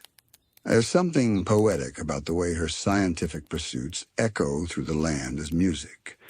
Each new experiment, every creation, adds a new instrument to the kingdom's ensemble. A new candy species means a new sound. A new invention brings a new rhythm. It's like an evolving score that will never be finished, always expanding and adjusting to the moods of its maker. And when the kingdom celebrates, that music swells. During Candy Kingdom festivals, when fireworks burst like crystallized sugar across the sky, the streets come alive with songs and laughter. Lemon Hope's harpstrings pluck softly among the cheers. Peppermint Butler might play a somber chord that somehow fits perfectly between bursts of laughter. Even the air feels sweeter, saturated with the hum of joy, of shared harmony. In those moments, the Candy Kingdom sounds less like a city and more like a living instrument, a place where everyone contributes to the melody. The Candy people sing in imperfect harmony, and the imperfections are what make it beautiful. The music bounces from wall to wall, through windows, across rooftops, and into the distance, a glowing sound that ripples through the fields beyond. But as the night fades and the celebration ends, a softer tone takes over. The streets grow quiet again, lit by glowing gumdrop lanterns. The only sound is the low purr of the city's systems, the echo of laughter fading into memory. And somewhere high above, in her tower of pink glass and sugar circuitry, Princess Bubblegum listens. She doesn't need to smile for anyone or speak. She just closes her eyes, hearing the quiet pulse of her creation, a kingdom alive with song and a reflection of herself. In the heart of the Candy Kingdom, the Royal Orchestra once played beneath the gleaming chandeliers of the Bubblegum Hall. It wasn't made of traditional instruments, no violins or brass horns, but of candy-crafted contraptions that shimmered and chimed in the soft pink light. Peppermint flutes, toffee drums, licorice strings, and caramel chimes all combined into an enchanting resonance that filled the kingdom like a dream made of sweetness and sound. Princess Bubblegum had designed the orchestra herself, not for vanity, but for balance. She believed that her citizens, though cheerful by nature, needed a rhythm, a shared beat to bind them together. So she created music that would give them unity. Each candy instrument played its part, and each note found its place. It was a reflection of her governance, carefully tuned, beautifully precise, yet somehow still full of heart. When the orchestra played, it wasn't just an event. It was an experience that rippled through the kingdom. The peppermint air would carry the sound down to the river, where the gumdrop boats rocked gently to the rhythm. Even the walls of the kingdom, made from thick layers of sugar and syrup, acted as natural resonators, amplifying the music and making it seem as though the whole city were humming in harmony. The candy people would sway in time, their laughter forming part of the melody. But like all things crafted with control, the royal symphonies reflected more than just joy. Beneath their sugary sweetness, there was always an undercurrent of something quieter, a longing, perhaps, a kind of tension between creation and freedom. Princess Bubblegum loved her people, but her love was often wrapped in logic. Her symphonies told the same story. They were beautiful, yes, but never entirely free. Each movement followed rules, every crescendo carefully planned. It was order disguised as art. Still, there were moments when something slipped through, when the music stopped obeying its patterns. A stray note from a misbehaving candy trumpet, or a sudden cheer from the crowd that broke the tempo. In those moments, Bubblegum would pause, her eyes softening, and a faint smile would curve on her lips. Because even she, the ever-calculating scientist, understood that chaos had its own kind of melody. It was the pulse of life she could never quite synthesize. It was during one such performance that Finn once turned to Jake and whispered, "It's weird. It's so perfect it almost sounds sad." And Jake, and ever the poet in disguise, just nodded. "Yeah, man.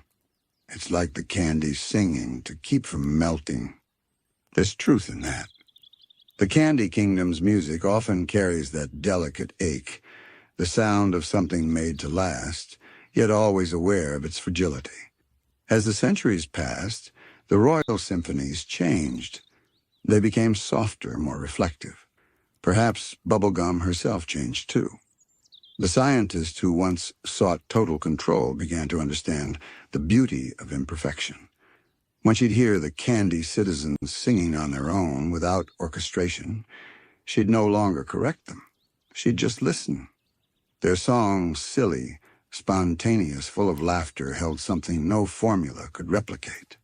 And in her private moments, when the laboratory lights dimmed and the kingdom lay sleeping, she'd sometimes take a small candy violin she'd built years ago and draw the bow across its strings.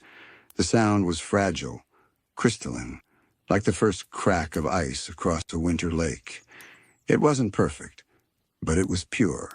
It was music that belonged only to her, a language of solitude and devotion. The Candy Kingdom's soundscape reflects that evolution. Its melodies have matured, softened. Where once the air thrummed with engineered harmony, it now hums with something gentler, the music of living things being allowed to simply exist. The candy people laugh freely and sing off-key and make music of their own design. The result is a beautiful cacophony, an endless symphony of voices and rhythms that no longer need to be measured or managed. And yet, every so often, in the midst of their noise and color, you can still hear traces of Bubblegum's original composition. A few steady notes, hidden beneath the chaos, keeping time, keeping balance. The mark of the creator who still listens, still protects, still loves. The Royal Symphonies are more than just music. They're a living chronicle of Bubblegum's journey from a ruler who sought perfection to a woman who learned that the heart makes its own rhythm. Her kingdom's music mirrors that truth.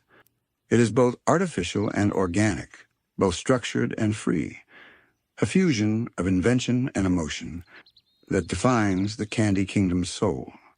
And when the stars rise above Ooh, casting their glow on the pink towers, the sound of the Candy Kingdom softens once again into something like a lullaby, a slow, tender melody made not of instruments, but of life itself. The whispers of gumdrops settling in for rest, the gentle hum of the castle walls, the soft clicking of Peppermint Butler's midnight rituals, all of it blending into a harmony that feels timeless. It's a reminder that even in a world made of sweetness, there's depth. Even in perfection, there's vulnerability. And in every note of the Candy Kingdom song, there's a quiet love, not loud, not showy, but steady as a heartbeat made of sugar and light. When dawn touches the Candy Kingdom, its first light doesn't bring silence. Instead, it stirs the faintest of sounds, a sleepy murmur that rises from every corner of the city. The caramel rivers begin their soft bubbling again, carrying sunlight like liquid gold. Cotton candy trees rustle gently, and from within their branches, the sweet hum of bees made of sugar dust begins anew.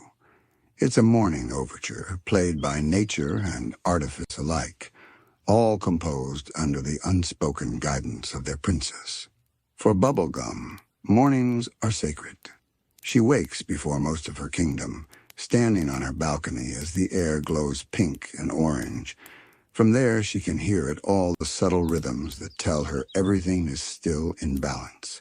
The pulse of the candy reactors below the city, the laughter beginning to echo from the markets, even the faint, steady beat of the gumball guardians' movements as they shift positions near the walls. To others, it may sound like random noise, but to her, it's music, the sound of order and life coexisting in a fragile harmony. And yet sometimes she listens for something that isn't there, a melody that once filled her heart long ago. Perhaps a trace of the first song she ever wrote for her people, when the Candy Kingdom was just beginning a simple tune that no one remembers but her. She hums it softly to herself, and though no one else hears it, the kingdom seems to respond. The wind quiets, the sugar lamps flicker gently, and for a brief moment, it feels as if Ooh itself is listening. That's the hidden truth of the Candy Kingdom's music. It isn't static. It evolves with emotion, bending and changing in subtle ways depending on the heart of its ruler. When Bubblegum is calm, the air feels light. Songs ripple through the streets, and laughter carries easily. But when she's burdened, when doubt, loss, or loneliness press too heavily on her, the music shifts. The notes turn softer, slower. Even the candy people seem quieter, moving with the strange instinct that something unseen has changed. The kingdom feels her moods, just as her creations once felt her touch. It's no surprise that the Candy Kingdom's music occasionally echoes Marceline's influence too, though their worlds are vastly different, one of sugar and structure, the other of shadows and feeling. They've always shared a unique harmony. When Marceline visits, her bass lines drift through the candy air, grounding the sweetness in something raw and real. The result is beautiful, the sweet high notes of the Candy Kingdom's chimes blending with the deep, soulful tones of Marceline's bass. It's like hearing logic and emotion learning how to dance together again. During one rare evening, when the moon hung like a pearl above the kingdom, the two of them performed together in the central square. Bubblegum's instruments, the candy violins and caramel flutes, shimmered in pale light, while Marceline's voice carried low and steady like smoke curling through sugar. The citizens gathered in quiet awe, watching as their princess let her heart be heard, not through equations or inventions, but through music. That night, the Candy Kingdom's song was neither perfect nor precise, but it was alive. It was warm, imperfect, and utterly human. Since then, the echoes of that performance have never quite faded. On some nights, when the wind moves just right, the candy flowers hum faintly in the same key. The castle's glass windows catch a vibration that sounds almost like harmony. It's as if the kingdom remembers the song, carrying it forward in its very structure. Music in the land of Ooo is not merely an art, it's a form of memory, a living language of connection that weaves itself through every corner of existence. And perhaps that's the truest beauty of the Candy Kingdom's symphonies. They remind us that even creations born of logic can carry love, that structure can still hold soul, that even a kingdom built from sugar and science can have a heartbeat all its own. In the quiet hours, when the world outside grows still and the stars reflect in the melted rivers of caramel, the Candy Kingdom hums its gentle tune. It doesn't need an audience. It doesn't seek applause. It simply sings because it must, because that's what life does when it exists in harmony with itself. From the laughter of its people to the hum of its machines, from the careful melodies of its ruler to the free songs of her friends, the Candy Kingdom's music tells a story of balance, of sweetness tempered with sorrow, of precision softened by love. And as Princess Bubblegum listens from her tower, her lab lights dimmed, her eyes half closed, she smiles faintly. For all her logic and ambition, she knows that her greatest creation isn't the Candy Kingdom's walls or technologies, but the sound of it all working together, the living, breathing song that will continue long after she is gone. The royal symphonies are not written in notes or measures, but in lives in laughter, in memory, in motion. They are the music of existence itself, echoing softly through the land of Ooo, carrying the sweetness of a kingdom that never truly sleeps. Long before Ooo was filled with laughter and color, before kingdoms and candy, before songs were written by hands or sung by hearts, there was still music, not in the way we think of it now with melody or rhythm, but in the quiet pulse of the universe itself, the hum of creation, the first sound that ever was the sound of time beginning to move. When the cosmos stirred from its slumber, every breath of wind, every flicker of light carried a tone. It wasn't random, but woven like threads in an unseen tapestry that connected all life to the same vibration. Those ancient tones are still there, hiding beneath everything. The gentle hum of the grasslands at night, the low, deep chord of a distant mountain, the shimmering resonance when a portal opens or when magic passes through the air. In the land of Ooo, this primordial sound still lingers, a ghost of creation, echoing through every age. Some say it's what gives magic its power. Others believe it's the heartbeat of time itself, gently keeping the world in motion. And a few whisper that if you listen closely enough, especially in moments of silence, you can still hear it, the ancient song that shaped reality. There are places in Ooo where that old music still sings freely. Deep in the time room where Prismo once lounged between timelines, the air thrums with energy.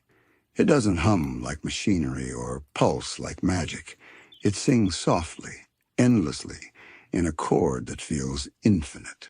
When mortals stand there, they often describe feeling weightless, as if their thoughts begin to stretch out across lifetimes. It's not the kind of music one can dance to or hum along with. It's the kind that reminds you that you too are made of time, that every breath, every thought, is a note in a much older melody. And then there are the beings who remember the original song, cosmic entities, ancient and timeless. The cosmic owl, who drifts between dreams, carries a fragment of it in his wings. His hoot, low, distant, and filled with mystery, resonates with the same tone that shaped the stars. In dreams, that sound can awaken hidden truths. Some say the owl doesn't simply watch the dreams of mortals, but conducts them, guiding their fears and hopes to the rhythm of the universe's hidden tune. Even the lich, dark and terrible as he is, bears a trace of the same music, though his version is discordant, fractured, twisted into something unnatural. He was born from the silence between notes, from the space where creation faltered for a moment. That's why his presence feels so wrong, so still. It's as if his very existence pulls against the flow of the ancient song, threatening to unravel it. But for every dissonant chord, there is always harmony waiting to return. Time itself in Ooh behaves like a melody that keeps repeating, finding new variations with every age. The great mushroom war may have shattered the old world, but the rhythm of life kept moving. From ruins and silence, new songs arose, Finn's laughter, Marceline's bass, Bubblegum's quiet hums, even the howling winds across the Ice Kingdom. Each sound layered over the ancient music, building a harmony that spans eons. Magic, too, follows these vibrations. When a wizard casts a spell, the air vibrates with intent. Some spells shimmer like wind chimes, others roar like a storm. The ancient wizards knew this. They used to speak of magic as a kind of music, each spell its own unique song. Peppermint Butler once said that true power comes not from force, but from knowing the right frequency, the perfect note that unlocks the heart of reality. In a way, all of Ooh's magic users are musicians, whether they realize it or not. They play the threads of time, bending and shaping soundless melodies into tangible form. A fireball, a portal, a healing charm. Each is part of the same orchestra conducted by the flow of existence. The longer one studies the patterns of spells, the more they begin to see rhythm in it, repetition, counterpoint, even improvisation, as if the universe itself encourages a bit of creative freedom. There are ancient texts buried beneath the ruins of old wizard schools that describe this belief.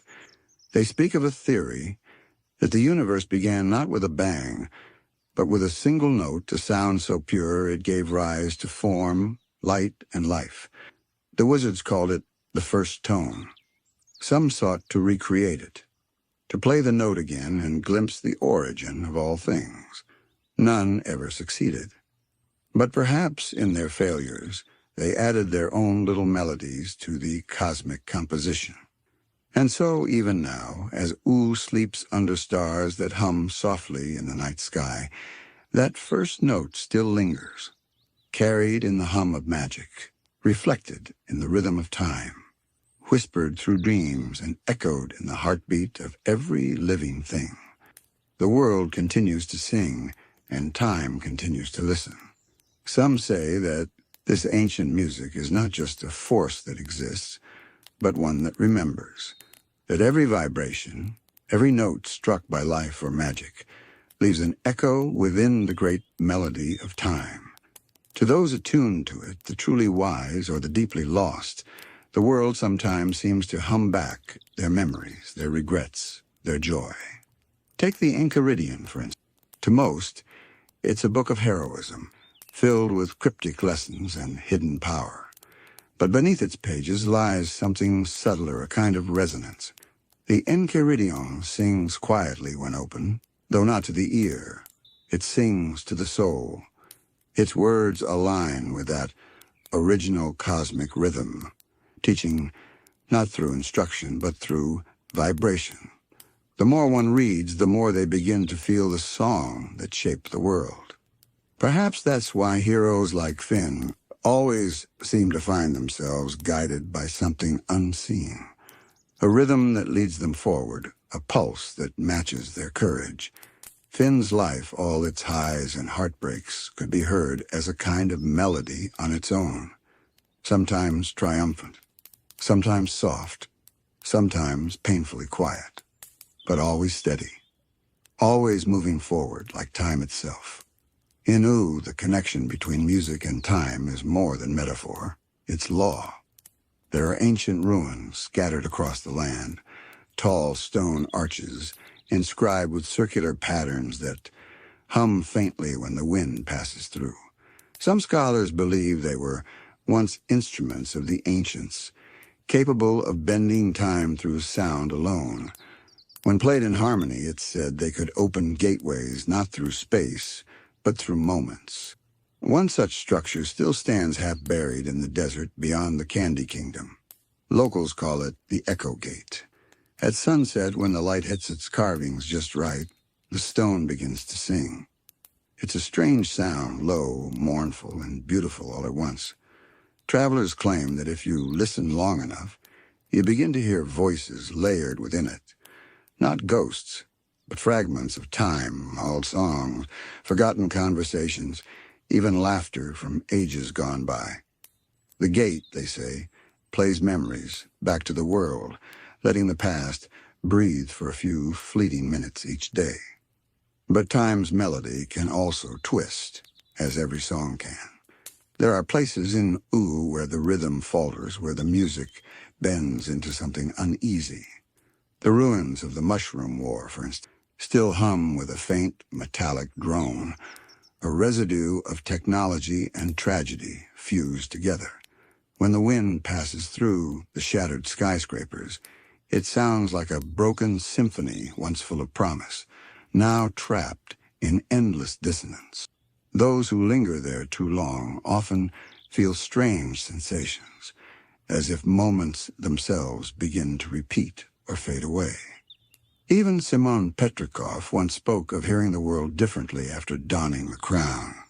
When the magic overtook him, the sounds of life, laughter, music, voices began to distort.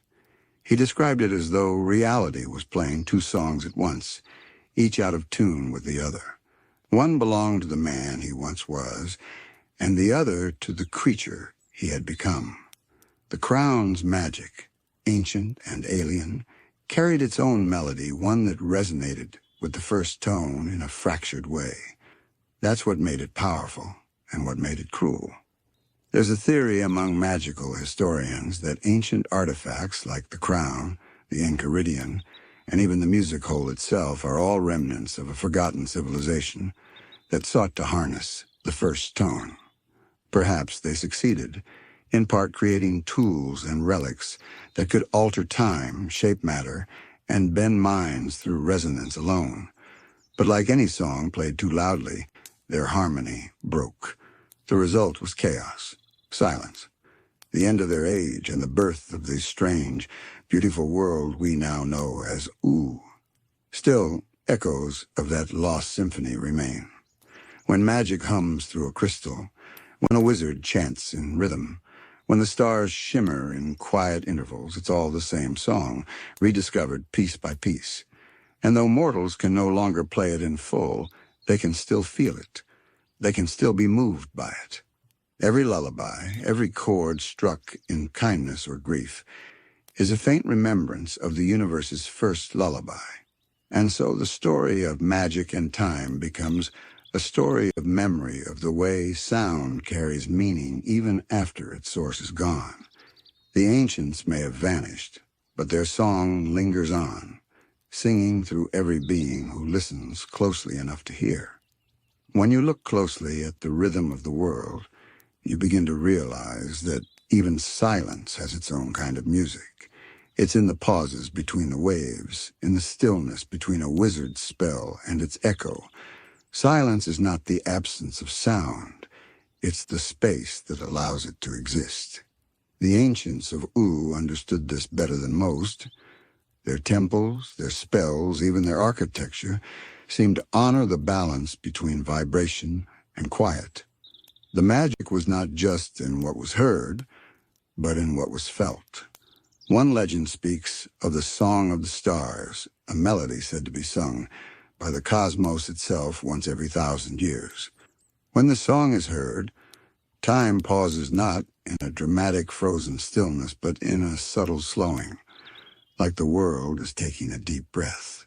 For those few moments, everything from the drifting clouds to the hum of life synchronizes into perfect harmony. It is said that beings who hear this song do not age for the duration, because they are no longer separate from time. They become part of its music. The most devoted cosmic scholars believe that Princess Bubblegum once tried to recreate that event artificially. Deep beneath the Candy Kingdom, hidden away in a sealed laboratory, she built a chamber designed to channel magical frequencies at precise intervals, a device capable of vibrating space-time itself. Reports from Peppermint Butler suggest that when she activated it, the chamber produced a soft, melodic hum, unlike anything anyone had heard before. The air shimmered. Reality seemed to fold in on itself, and for a brief instant, the sound of the world grew still. But the machine overloaded before it could complete the melody, and the experiment was never spoken of again. Some say that in that fleeting moment, Bubblegum touched the edge of the Song of the Stars and decided humanity wasn't ready to hear it yet. And then, of course, there's the music hole, a mysterious, sentient pit in the ground that sings to those who approach it. Unlike other magical anomalies, it doesn't demand power or tribute. It simply exists. Its voice is old, deep, and strangely comforting, a pure tone that resonates in the chest more than the ear. Marceline once played alongside it, strumming her bass, while the whole responded with gentle harmonies. That duet felt like a conversation between eras, a mortal voice meeting the echo of eternity. The music hole is believed by some to be a direct conduit to the first tone itself. Others claim it's the Earth's own voice, the hum of the planet as it spins, alive and aware beneath its crust. Whatever the truth may be, those who've listened to it for long enough report visions of places beyond time glimpses, of the universe being born in light and sound, and of countless worlds spinning to the same invisible rhythm. Some even say they heard their own name sung faintly within its melody, as if the music was reminding them that they, too, are part of its story. There is something profoundly comforting in that idea that every being, every leaf, every gust of wind contributes its own small note to the grand orchestra of existence. It means that even the smallest sound, the tiniest vibration, carries meaning. When Finn skips stones across a pond, when Jake hums a lazy tune while drifting through the sky, those sounds ripple outward, folding themselves into the vast, invisible song that has always been playing. The time room, the music hole, the crown, the cosmic entities, all of them are instruments of that grand composition. They are reminders that time and music are not separate. That sound is how the universe speaks to itself. The ticking of seconds, the vibration of atoms, the resonance of magic, these are all part of one endless melody that stretches from the birth of creation to its final note. Even Prismo, lounging in his glowing realm between realities, seemed to understand this. He once told Jake that existence itself was just a cool jam, man. At first it sounded like a joke, another one of his cosmic quips. But maybe he was right. Maybe he meant that reality isn't fixed, but improvised, a song that never truly ends, only shifts and changes as new players join in. If that's true, then perhaps every age of Ooh represents a different verse in the universe's song. The age of heroes, the age of magic, the age of candy and steel. Each carries its own tone, its own instrument. Some verses are bright and melodic, others mournful and strange.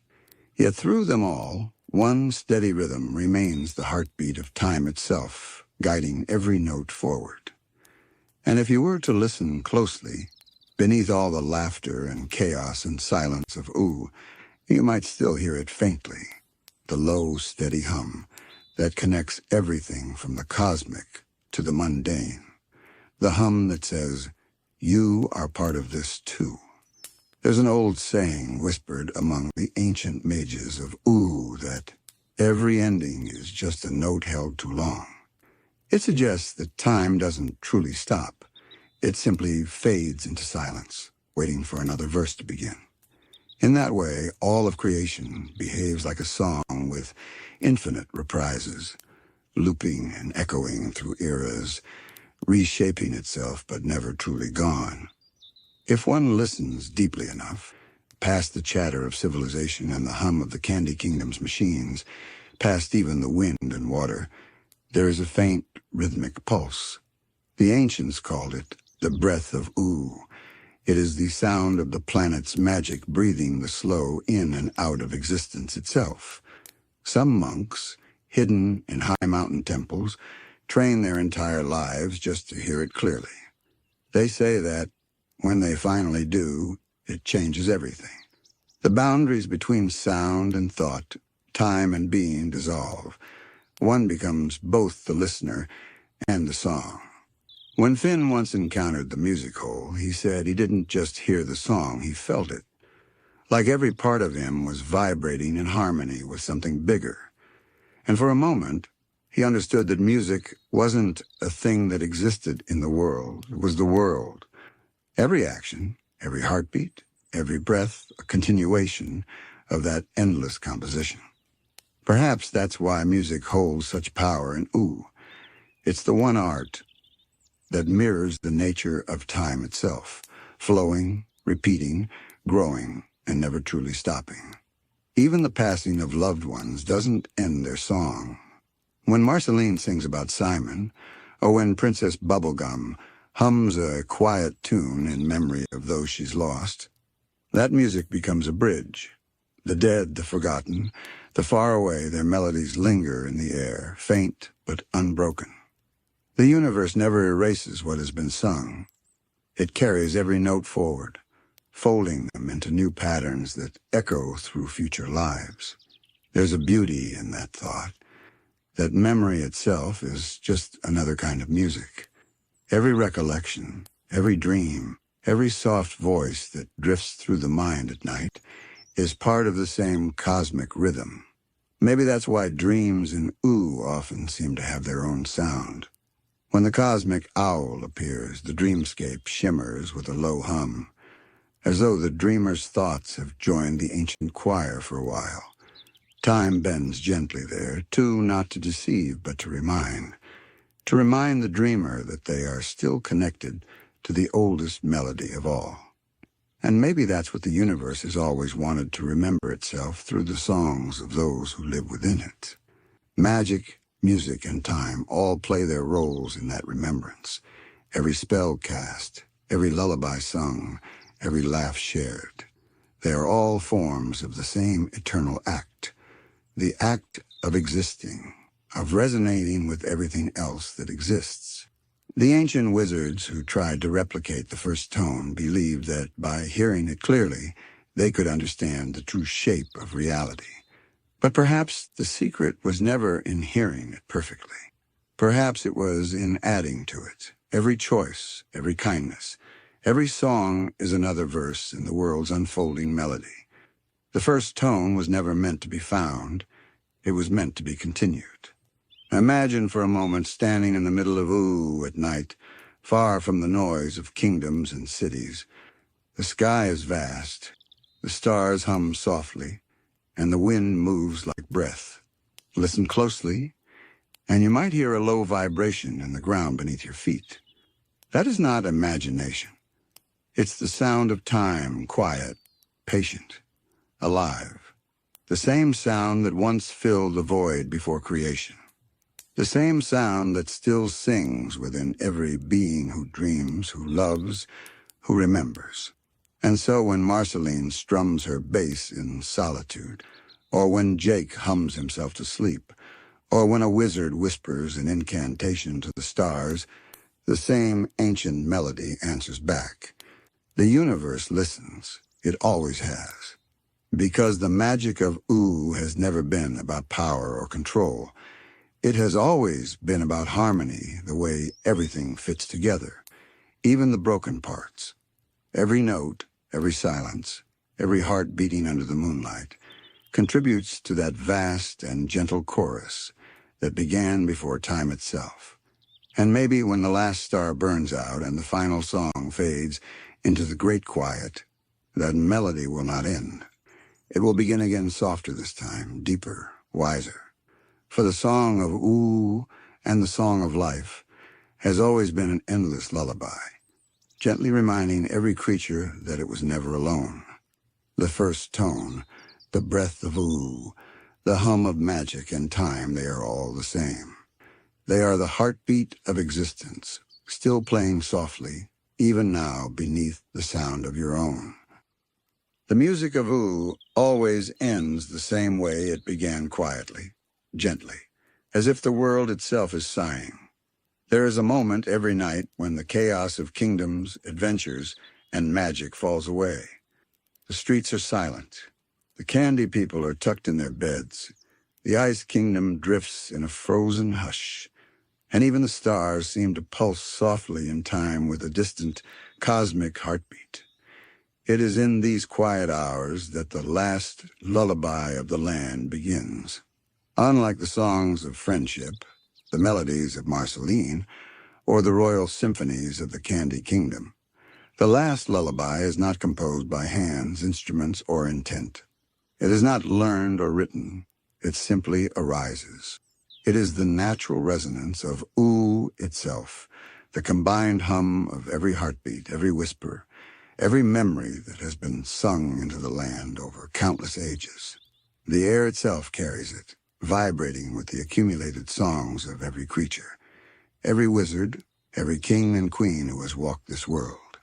You can hear it if you lie still in the grasslands, letting the cool night wind brush against your skin. It hums beneath the soil and rocks, dances across the leaves of the trees, and drifts along the rivers and oceans like a gentle current. The lullaby is not just sound, it is sensation.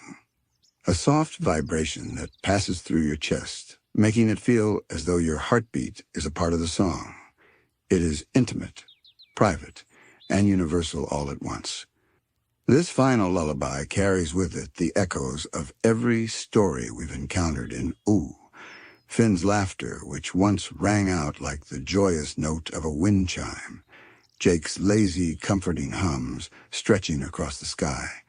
Marceline's melancholy, bittersweet bass, infused with memories of love, loss, and timeless friendship. Princess Bubblegum's quiet, deliberate hums, a gentle tether to order and care. Even the Lich's distorted, haunting chords linger faintly, reminders that all life is made richer by its dissonance. Every note finds its place in this grand composition, balanced delicately like constellations across the sky.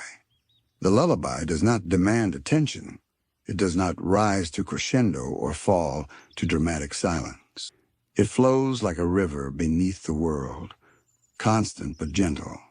If you are awake to hear it, it feels as though time itself slows, allowing you to become aware of your place within the rhythm of existence. In that moment, you are neither small nor large, neither beginning nor end. You are part of the music, and the music is part of you. Many beings in Ooh have learned to recognize it as the quiet promise that comes at the close of day. For the wizards, it is the subtle vibration that aligns magic, reminding them that their spells are only part of a larger order. For adventurers, it is the hum that soothes restless hearts, giving courage for the next sunrise. For the cosmic entities, it is the eternal echo that keeps them connected to the tiny, fleeting lives that ripple through the universe. Even the music hole, that mysterious and ancient wellspring of sound, seems to nod in agreement. Its deep, resonant tones blend seamlessly into the lullaby, grounding the infinite in something tactile, something comforting. And if you were to listen carefully to the music hole during these quiet hours, it feels almost as if it is singing not just to the world, but to each individual, speaking directly to the rhythm of their soul. The Last Lullaby is not about closure or ending. It is about continuity, about connection, about the gentle reminder that everything we hear, everything we feel, every note that has ever existed in ooh continues to exist within this final melody. It is soft, patient, and infinitely forgiving. It whispers of tomorrow even as it carries the weight of yesterday. And so, as the stars shine faintly over the land, as the gentle winds sway the trees, and as every creature settles into its own quiet rhythm, the lullaby sings on.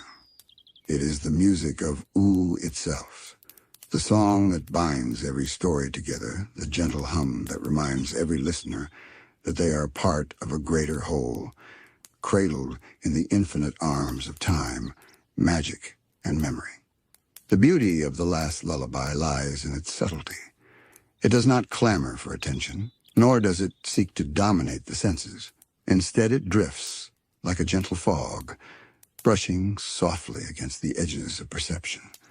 You may hear it in the soft sigh of the wind through the trees, in the faint ripple of a river, or in the delicate creak of a castle settling for the night. Its notes are scattered, fleeting, but always present a quiet reminder that the world continues, even when we are too tired to notice. For those who have walked the lands of ooh long enough, this melody becomes familiar. It is different for every listener, shaped by the life they have lived and the memories they carry. Finn, for instance, may perceive the lullaby as a soft chord that carries the echoes of his countless adventures, the triumphs, the failures, the laughter, and the sorrow. Jake, on the other hand, might feel it as a warm, low hum, a steady comfort that wraps around him like a blanket as he drifts through sleep. Marceline would hear undertones of melancholy woven into the melody, reflecting both her past and her enduring resilience. Even Princess Bubblegum, who is so often surrounded by precision and order, experiences the lullaby in her own unique way. To her, it is a quiet, intricate harmony, a complex network of vibrations that mirrors the balance she seeks to maintain in her kingdom. It speaks to her of patience, of care, and of the subtle interconnections that bind her creations, her citizens, and herself. And in this, the lullaby is not simply music, it is understanding, a soft, gentle language spoken in tones that bypass words entirely. The lullaby is also a reflection of Aosu's history, layered with centuries of magic and memory. It hums with the legacy of the Mushroom War, carrying the weight of loss and the fragile hope of rebuilding. It vibrates with the songs of heroes and the whispers of those who shaped the land, even those who are no longer present.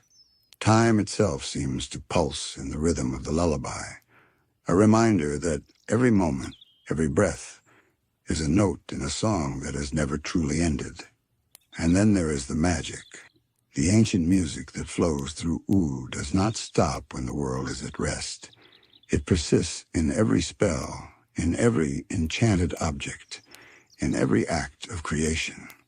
The lullaby carries this magic with it, subtle yet powerful, weaving threads of wonder and possibility into the dreams of those who sleep.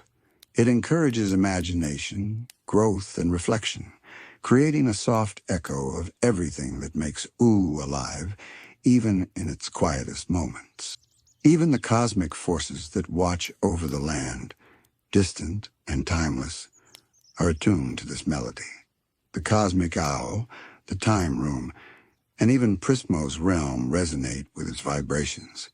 They understand that the lullaby is not merely a background hum, but a guiding rhythm one that maintains the balance between time, magic, and life. To them, the lullaby is a reminder that even the grandest scales of existence are composed of countless small, interconnected notes. For a listener, the lullaby is more than sound. It is comfort, reflection, and reassurance. It whispers that the world is alive, that stories are ongoing, and that every life, every memory, and every heartbeat contributes to the song. It reminds us that endings are never final, that each quiet night is but a pause before a new verse begins, and that in listening, we become part of a melody far greater than ourselves. And as Ooh drifts deeper into night, the lullaby grows softer, more intimate. The wind slows, the rivers calm, and the stars shimmer gently in response. It is a tender moment, a pause in the world's song, where each listener can find peace. In that peace, the magic of the land, the echoes of history, and the heartbeat of life converge. It is the music of connection, of continuity, and of quiet love that binds everything together. In these hours, when the world of Ooh is quietest, the lullaby touches even the smallest of beings, the tiny creatures that scurry beneath the mushroom caps, the bees made of sugar that drift over candy flowers, and the spirits that flit unseen through the forests, all join in its resonance. They do not sing with words, nor do they play instruments. Yet their very existence contributes a subtle note, a gentle vibration that enriches the song without effort or awareness. It is a reminder that music is not merely made, it is lived. And perhaps this is why the Last Lullaby feels so complete.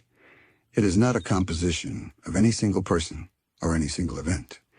It is a chorus of all life in Ooh, past and present, bound together by magic, memory, and time. Each laugh, each tear, each act of bravery or kindness, each spell cast in wonder or caution, all ripple outward, folding into the melody that hums softly beneath the land. Even the quiet heartbreaks, the lonely moments, the losses and failures become part of its pattern, not as sadness alone, but as depth, texture, a necessary counterpoint to joy.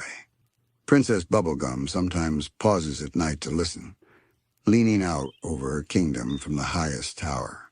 She hears the lullaby differently depending on her mood, yet it always feels like a living presence, reassuring her that all her efforts, all her care, are part of something greater.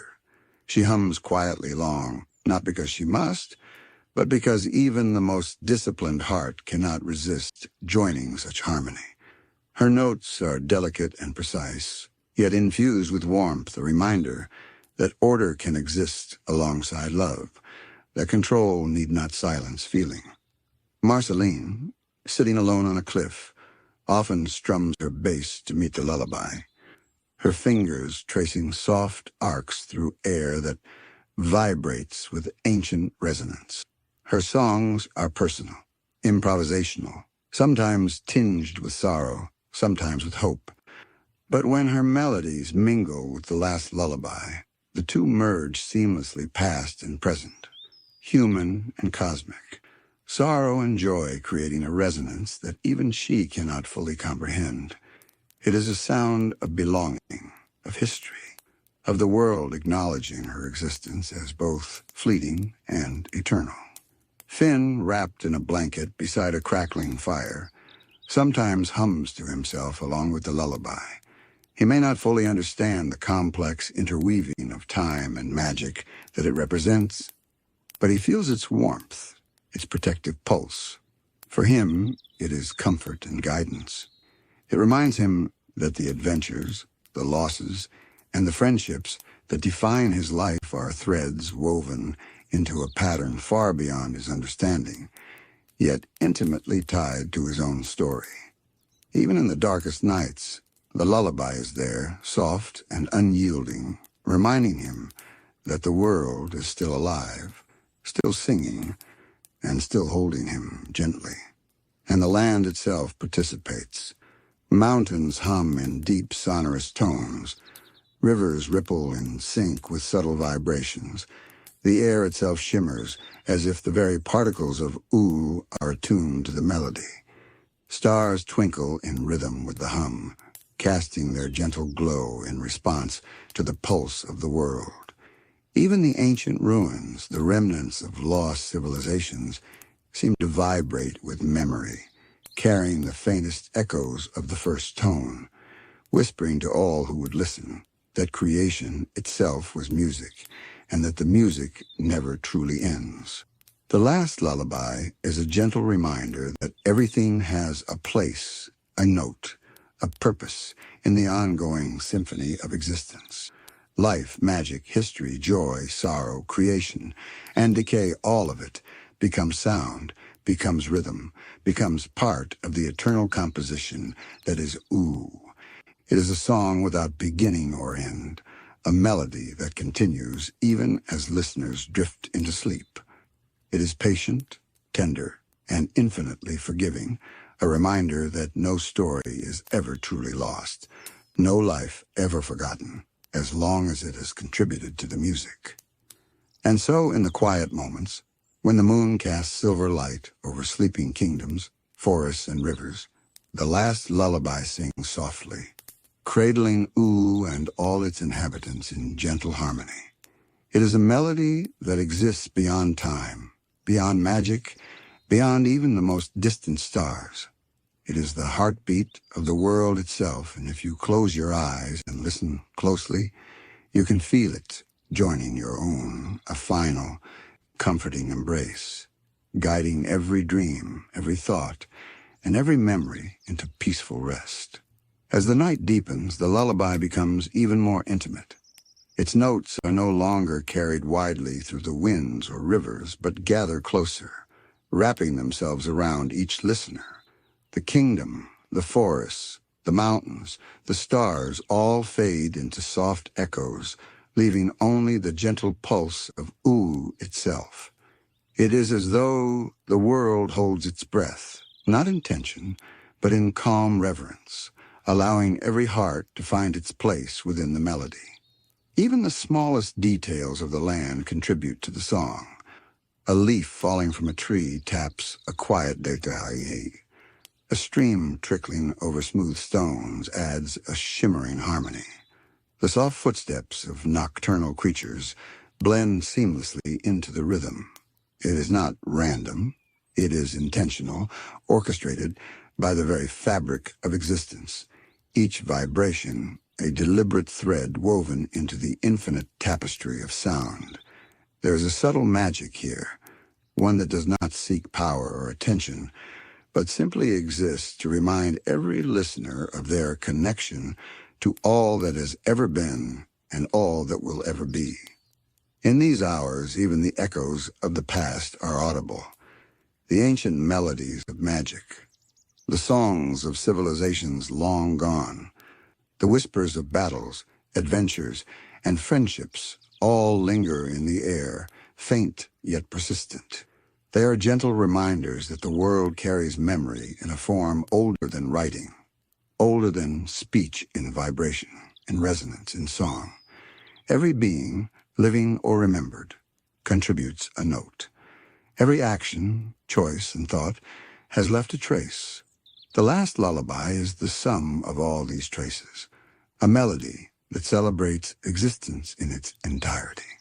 Marceline, resting under a tree on the outskirts of the forest, lets her bass hum along with the lullaby. Her fingers move slowly, deliberately, coaxing soft, low notes that weave through the world's quiet pulse. Even in solitude, she is part of the ongoing song. She is both listener and performer, contributing to the harmony without claiming it, letting her music ripple outward to meet the ancient tones that have existed since time itself began. Princess Bubblegum in her quiet tower listens as well. She hums a soft, calculated note, one that balances precision and warmth. The sound is so subtle that only the most attentive ears might notice it, yet it merges seamlessly with the lullaby. In doing so, she reinforces a truth that ooh's inhabitants often forget. that even small contributions, quiet and unassuming, can shape the song of the world in profound ways. The lullaby touches Finn too, even as he drifts into sleep. It wraps around him, a comforting presence, connecting his laughter, his courage, and his compassion to the rhythm of existence itself. He dreams in harmony with it, unaware that every adventure he has had, every choice he has made, every song he has sung, flows into the melody that cradles the world. It is a song that is both personal and universal, intimate, yet all-encompassing. And as the night grows deeper still, Ooh itself seems to join in consciously. Rivers shimmer like glass, reflecting the stars in rhythm with the lullaby. Trees sway with an unseen, gentle motion, their branches vibrating in soft tones. Even the wind becomes a subtle instrument, carrying echoes of laughter, whispers of old songs, and faint traces of magic from every corner of the land. The world itself performs a final, quiet symphony each night, and every listener, mortal or immortal, large or small, is invited to join. Atosh. The Last Lullaby is not about endings. It is about continuity. It reminds all who hear it that no note is ever truly lost, no melody ever forgotten. Even when sleep takes the dreamer, even when the night deepens into the quietest darkness, the music persists, holding every soul in gentle, infinite embrace. The song stretches through the forests, across the kingdoms, through mountains and rivers, and into the stars, a tender reminder that everything in Ooh is alive, resonant, and remembered. And so as the last echoes of the lullaby fade softly into the night, as the wind carries the final whispers of magic and memory, and as the stars shimmer faintly above the sleeping land, we too can let go.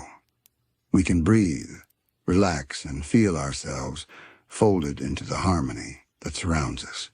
For even as the world sleeps, the music continues, a gentle, timeless melody guiding every dream, every heartbeat, and every thought toward peace.